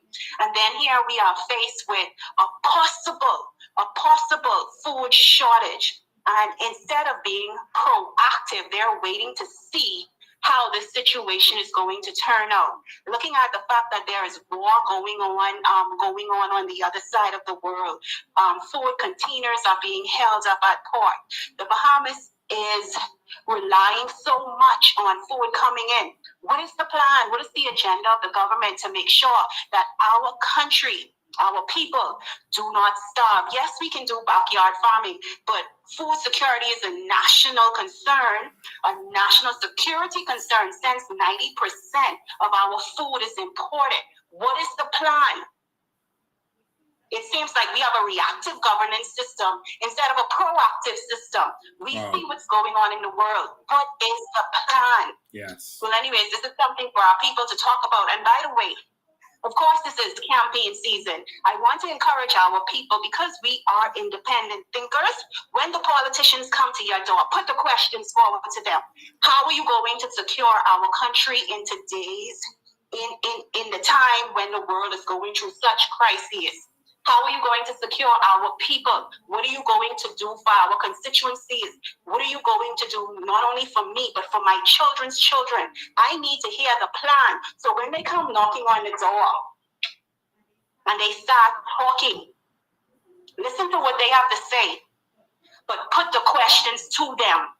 We are past allowing these people to just throw things down our throat for us to swallow. Anyways, thank you so much. And I just want to encourage our people, if you have not registered, get out there and register. Time for us to pick up that patriotic stance and fight for our country, because if we don't fight for it, who will? The night changes here. Thank you for your call. Thank you, Ms. Green. Appreciate that. 803-5995 is the number you can call, regular call, or WhatsApp call. Ladies and gentlemen, yes, the world may be going to war. I want you to be ready for it. The world could be going to war. Depending on how Israel retaliates, it could lead to an escalation, depending on how they retaliate. And if they just go and throw up a couple missiles and leave it at that, then it may go away. But if they attack if they attack nuclear sites, or if they attack oil sites, then we're going to war. All right. And when I say we, I mean the world is going to be going to war. So just be ready for it. The problem is, like Ms. Green said, we can't even feed ourselves. We 50 years and they destroyed agriculture. There was a post on Facebook recently they brought to my attention where the person was saying we don't have agriculture because Bahamians are lazy. No, there are over 700 licensed Bahamian farmers. Our laws destroyed farming in this country. The Perry Christie and Hubert Ingram, especially Hubert Ingram. Good evening, you're live. Good afternoon, Mr. Ben. How you doing, sir? I'm awesome, man. Okay, I just called man, it's ridiculous with this murder rate. It's very ridiculous. Yeah. Can you see how Miami got 65 murders and the Bahamas got 94 murders? Hello? Yeah, go ahead. Yeah, but I just called to let the Bahamian people know there's a boat just landed in Niagara with over 500 Haitians and molten salt is not giving the defense force no more fuel because they owe them $1.4 million. What? Yeah. There's a boatload with 500 Haitians all over Inagua right now as we speak. Well, the first thing is apparently these Haitians got fuel, so take their fuel as a starting point. But the government need to pay their bills. They in trouble everywhere. Right. Well, while they traveling and balling and living their best life. Exactly. I just was about to say the same thing. I just was about to say that. Yeah. Yeah, well, I just call and inform you to let the Bahamian people know that, we face a whole lot of problem right now with these Haitians. Santo Domingo is rounding them up and they're getting them out their country, so they're gonna start moving over on this side. Well, I will tell you this. The problem has not ceased. It's just that the reporting of it has stopped so that they make you feel like, it's not important right now, but it's still happening. They are coming by plane now. They're coming in by plane. They are coming in by boats. They're still coming in. And the biggest tragedy is not just the ones coming in, the new ones coming in. The biggest tragedy, okay, I lost a caller. Hold the line, caller. I'll get right with you. Hold the line. The biggest tragedy is that they are pretending to break down shanty towns. They can't wait to go after Bahamians now. But they're pretending to break down shanty towns. But what they're doing is they're making deals and finding housing on our dime for these illegal immigrants, putting them in housing in this country all over the Bahamas. Every constituency you go in, as we're knocking on doors, because we never stop knocking on doors. People say, you all need to get on the ground. No, we've been on the ground. So I'm going, for example, in Pinewood, and I'm going in polling division number 11, which we've completed. And there are apartments and houses in there full of Haitians. I mean, people cannot speak English. Again, we're not against Haitians, but the government is working to replace Bahamians. The government is working to disadvantage Bahamians. They're not telling us what's going on. They're taking our money and funding what's going on. So they'll come in, wait, this is shanty town. Let's just break down this piece of the shanty town, leave the rest because we ain't got homes for all of them. So let's just break down this part for these said we have homes for, and then let's put them in homes, and then we could go and praise and say, look, we broke down the shanty town. Praise us. We're doing what we're supposed to do. And they're faking. They're faking. All right. And this is a serious problem, and we're paying for this, and we're going to pay for this if we don't stand up to the government and their tricks, what they're doing. I'll come back to more of that in a minute. Call you live. Go ahead. Yes, Mr. Bain. Just like the gentleman just said about this boatload of Haitians who came into Inagua, if you notice, we haven't heard anything from Mr. King in months. Yes. I'm sure Brave has told them, or Monroe, or maybe Fred Mitchell, to not report. Yes. If they capture any boat of Haitians coming in, we haven't heard anything in all of these months. We haven't heard but repatriation. We haven't heard anything in reference to illegals coming into the country or them leaving. Yes. But like you say, the Bahamian dollars, our tax dollars, is paying to house these people, and Brave is all happy. And they're pretending like they're breaking down the shanty towns. But you know how you could tell they're not doing it? You could tell that there's a side deal because Fred Smith and Luby Georges and them ain't saying a word while they're breaking down these shanty towns. That's because they already have a deal that they are housing these people, giving them papers, getting them straight. That's what they are doing. I totally agree. And they're spreading them in every constituency right now. Every vacant apartment, they're putting them in. Every vacant house they see, they're taking it over. And they are putting these people up. I want you to know that. So eventually, these people are going to have children. These children are going to be able to vote. And you are going to be outnumbered in your own country. And your children would have left this country to find a better life. Amazing. Our country is in trouble. Thank you for your call. Our country is in trouble. If we don't win this one, I mean the Bahamian people, your country gone. Your children are being told that they're overqualified, they're getting educated, and then they have to move away for a better life. I went through the register Call, I'll be right with you. I just have to make this one point. I went to the register to see how many of our actual registered voters are between the age of 18 to 29. I went through all the registers. Um, Call, hold the line. You're calling number 2. Just hold the line number 2. I went to the registers to see how many, what percentage, and 13% of the registered voters were between the ages of 18 to 29. 13%. More than almost 50%, 48% of what we saw so far was, and I mean, not Pinewood, most of the constituencies, 48% was 50 plus. That's almost half. And like 43 or so percent or something like that was 30 to 50. So that means 87% basically is 30 and up. But the majority of the population is actually below 30. That means that something is missing. I know a lot of them didn't get to register under that snap election with Minis. They're discouraging a lot of them from being registered, and many of them are discouraged. They don't see any hope. But a bigger part of the problem is a lot of our 18 to 29-year-olds are leaving the country. They done left. They going to college and they ain't coming back. That's why they're a small percentage of the registered voters. You all better wake up. And you are replacing them with uneducated laborers of that same age.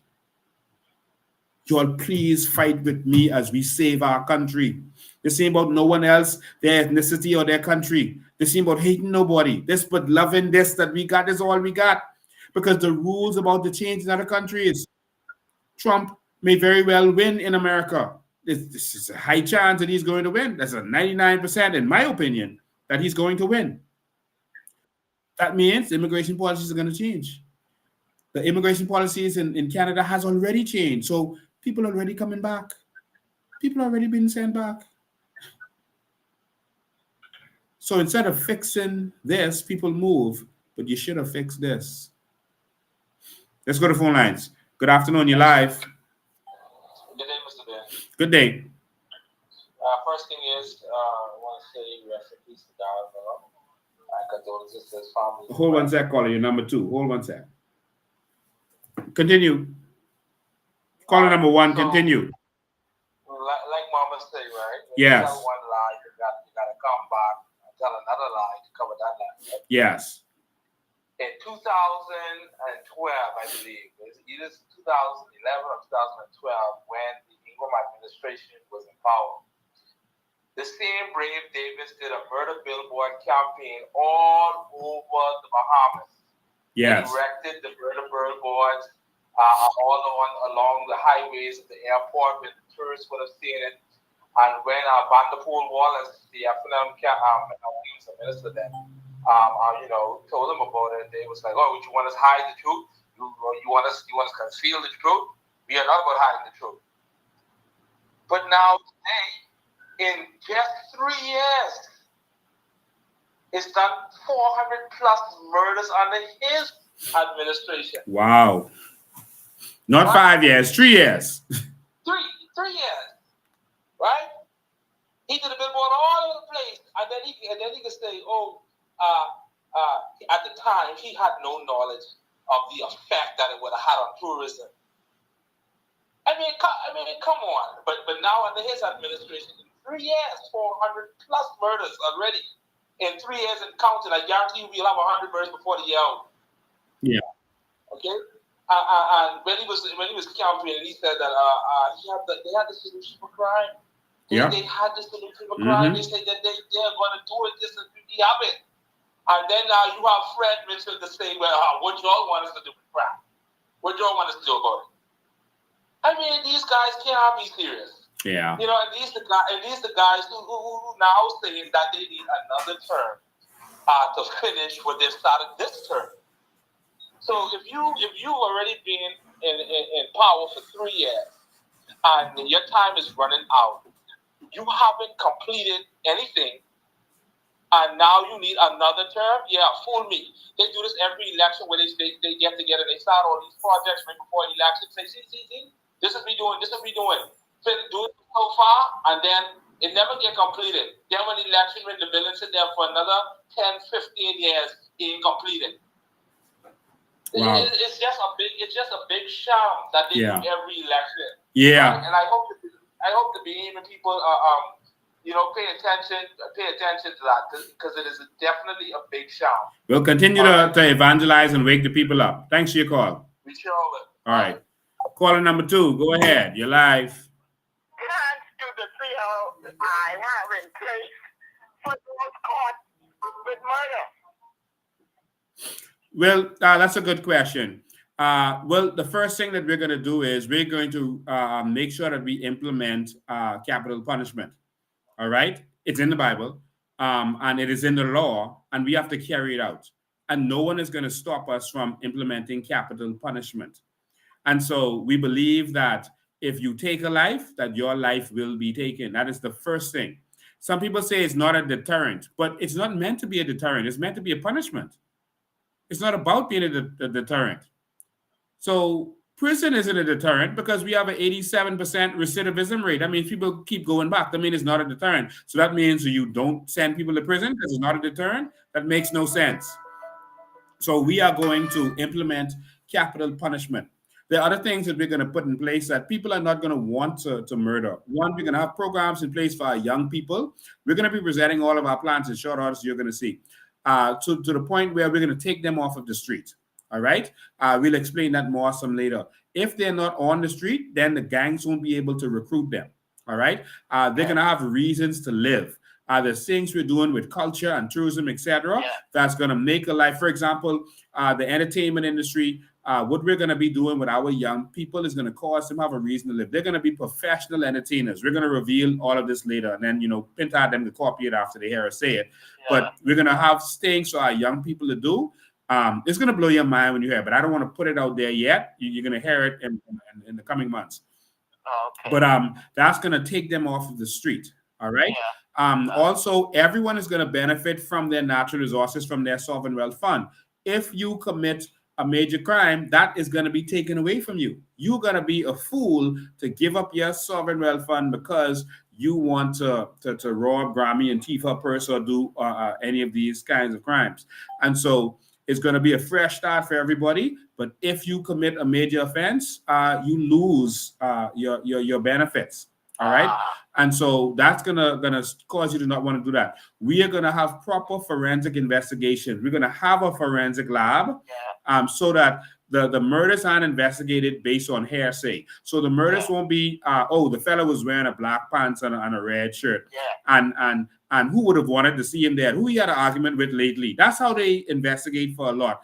And some of it is based on your phone. Like the fellas go with their phone on them and commit murder. So they say, these phones was in the area. Let's grab all of them people and see which one of them we want to investigate. But we're going to have proper forensic, like you've been seeing on TV for years from the 90s, where they could tell that your DNA was there because your skin shared and they got that piece of DNA and they know you was present. And they have proper evidence. So the DNA labs are not expensive and we're going to put them in place. So we have proper investigation. We have talented police officers who can do this right now, but they don't have the facilities provided to them.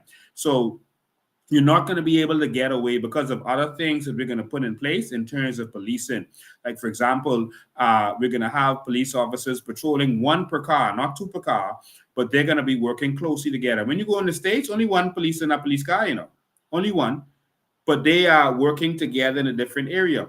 So, for example, most of our organized communities, like Elizabeth State, Seabreeze, etc., they have 1 way in, 1 way out, or 2 way out, front way in and a back way in and out. All right. So if you have a police officer to the front entrance, for example, and a police officer to the back entrance, and then you have a police officer that's patrolling on the inside, and then you have drones available and CCTV, etc. These criminals can't get away because if you shoot someone in Elizabeth Estate, you got to pass one of them police to get out. And the CCTV can see you and they can see where you're going. And the police at the central command can coordinate and say, he's coming out the back. and the fella from the front collapses to the back, and they catch you. You could never get away. All right. So there's certain plans that we can put in place. All right. As far as I can see, we may have about 5 police officers that are going to be candidates for the COI in this next election. So crime is going to be a serious part of what goes out there. All right.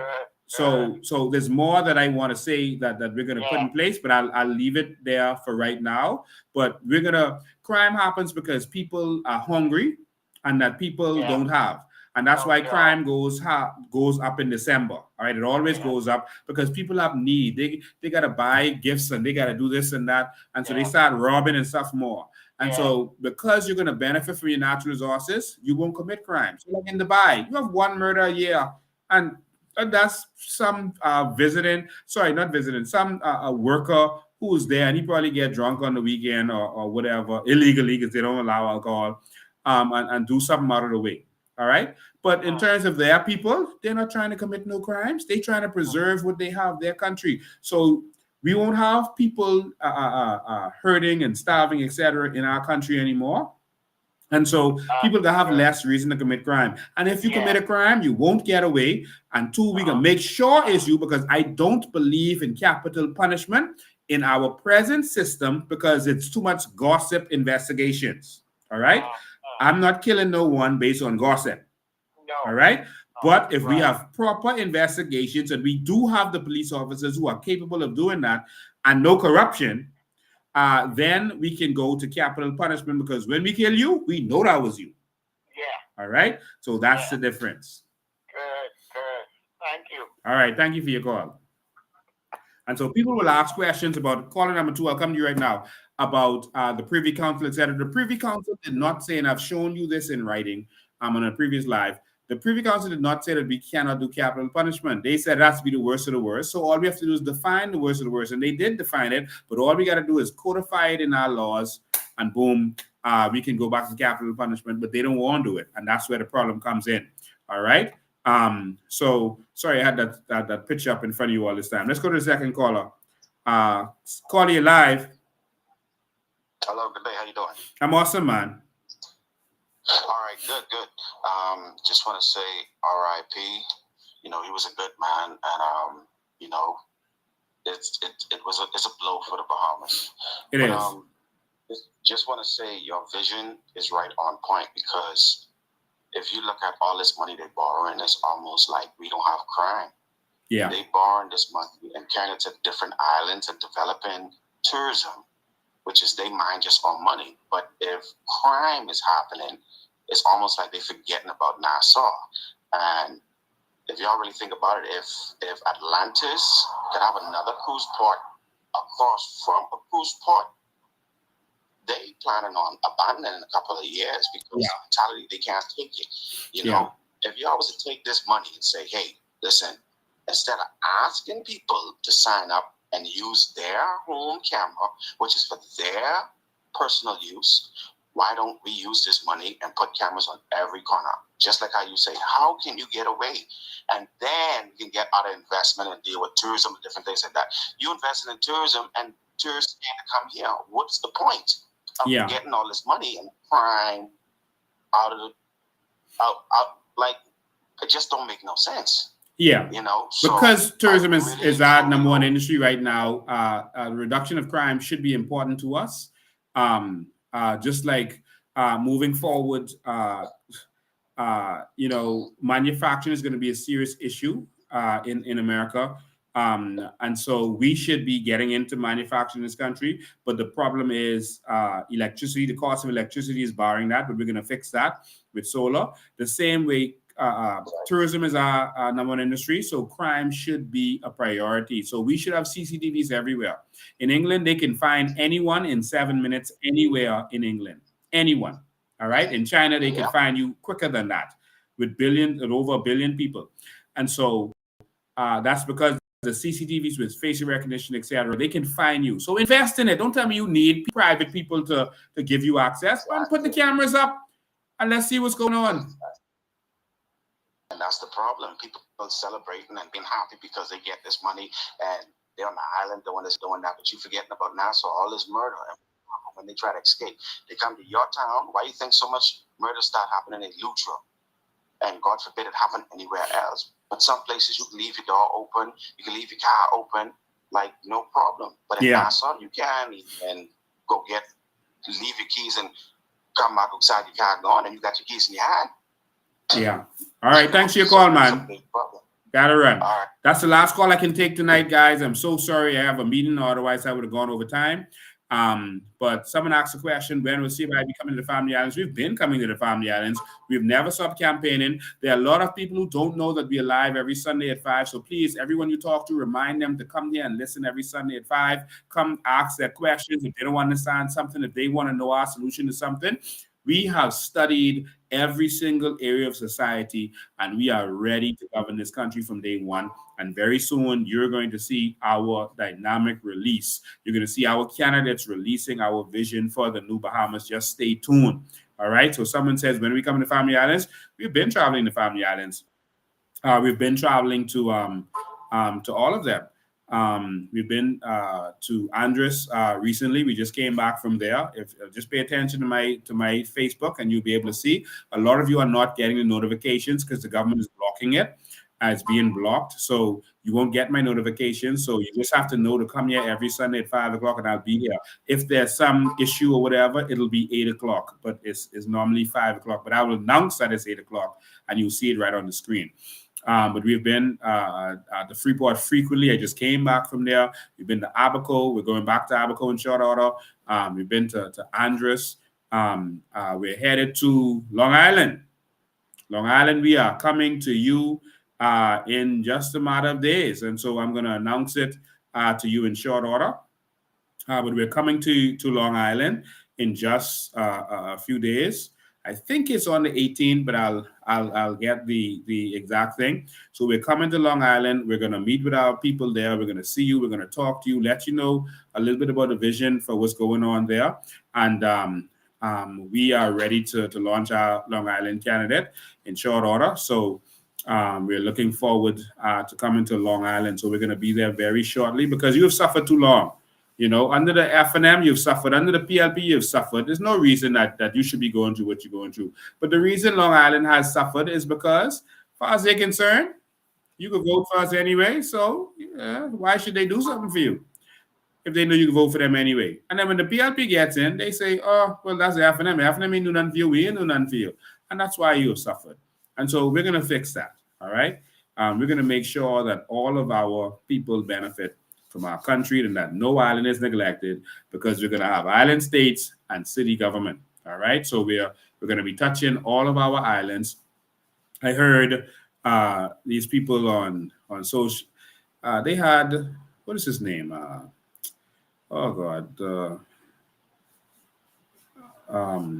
Leslie Miller. I'm sorry. I was going to describe him just now, but I'll stay away from that.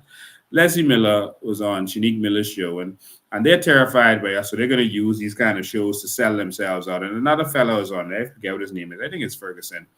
All of them sell their souls, saying that you need money, you know, to get this done, et cetera, et cetera. You need money until the people fed up. When the people fed up, they ain't about money, all right? And I want you to notice that we've not stopped from election. We've not stopped. We've been traveling. The week of election, we were down there in Anagua making sure they put those immigrants back on those ships when they were starting to make excuses. We were there, and we've been traveling to all of the Family Islands. We've been campaigning. We've had rallies. We've had conventions. We've been doing everything that they've been doing, traveling just as much as them within the Bahamas and doing everything. So I don't know if you're comparing us to other third parties in the past, but if you really look at what we've been doing, our convention has been on your level. Our rallies have been on your level. We're missing nothing. We are coming to take this country. We're going to match you with funding. We're gonna beat you with vision. We're going to let the people see that there's new vision for this country. And so we're not lacking anything. We have started putting out our candidates already. The FNM has not. The PLP has not. You don't know who's running for the PLP in the next election or the FNM. We have already started the process. We have been on the ground, and we are making this happen. Ladies and gentlemen, the evolution has begun. The new Bahamas is upon you. It's time for change. It's only going to happen if you make it happen. If you decide that this is going to happen, then it will happen. You have to spread the word. Let them know to come here every Sunday at 5. I will be right here. Sunday at 5, come right here and the message of the Bahamas. And so some people say, oh, you got to get on the news and this and that. The news has sold their souls to the devil. And so they, when dealing with regular stuff, they are A-OK. They're good, professional. But whenever something political is involved, they can twist it and do what they're told. All right? They're not going to give you the truth as it relates to us. They want to put out there that we're rebel rousers, that we're too angry, that we're rowing all the time. That's what they want to make people feel, that we're not presidential and we should not run the country, like they did with Randall Fox. They're not showing you that we're the ones having the intelligent conversations, while Fred Mitchell is calling people all manner of names and doing all kinds of foolishness. They are throwing jabs back and forth at each other with no intellectual conversation. They will refuse to have a debate. I challenge Brave Davis and Pintard to a debate right now. Pintard or Brave Davis and Brave Davis, the two of y'all come, because y'all working together. The two of y'all come, y'all can have all the questions ahead of time and y'all can prepare your answers. And I don't have to have the questions ahead of time. So give y'all an advantage. Let's have a debate, Brave and Pintard against me. And they can have the questions ahead of time, and they can have the answers, and they can bring the paper, and they can read off their answers. And I don't have the answers ahead of time. And I'm not allowed to have any pen or any paper, which, if you notice, I never carry pen or paper. Everything you're hearing is in here. I'm not saying in here, in my heart. And so let's do it. If they're ready, if they feel that this can be, if what I'm saying isn't true or isn't legitimate, tell them, let's go, man, let's do it. This is their chance to put me in my place. All right. Pintard is a poet. But I don't think he was a good one. I'm just being real. I can't think of any poem that he did. When you think of Maya Angelou, you can think of a poem. When you think of a poet, you can think of what they did. I can't think of any. I don't want to go there, though. We know his purpose is just to be there for Brent Simonet, to do Brent Simonet's bidding. And that's it.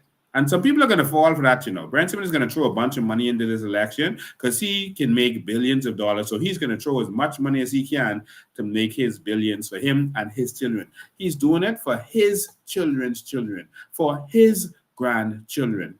The same reason that Frankie Wilson said he's doing it. See there? He said, for my grandchildren. He owned up the sign. Don't mind burning all that sign there with him. That's Frankie's sign. He looking out for his grandchildren. I am looking out for your grandchildren. Change is here, y'all. Thank you all for tuning in. I'm extremely late for a meeting. And God bless you. We'll see you next Sunday at 5 o'clock. Make sure that everyone knows to be here next Sunday at 5 o'clock. Let's start the evolution.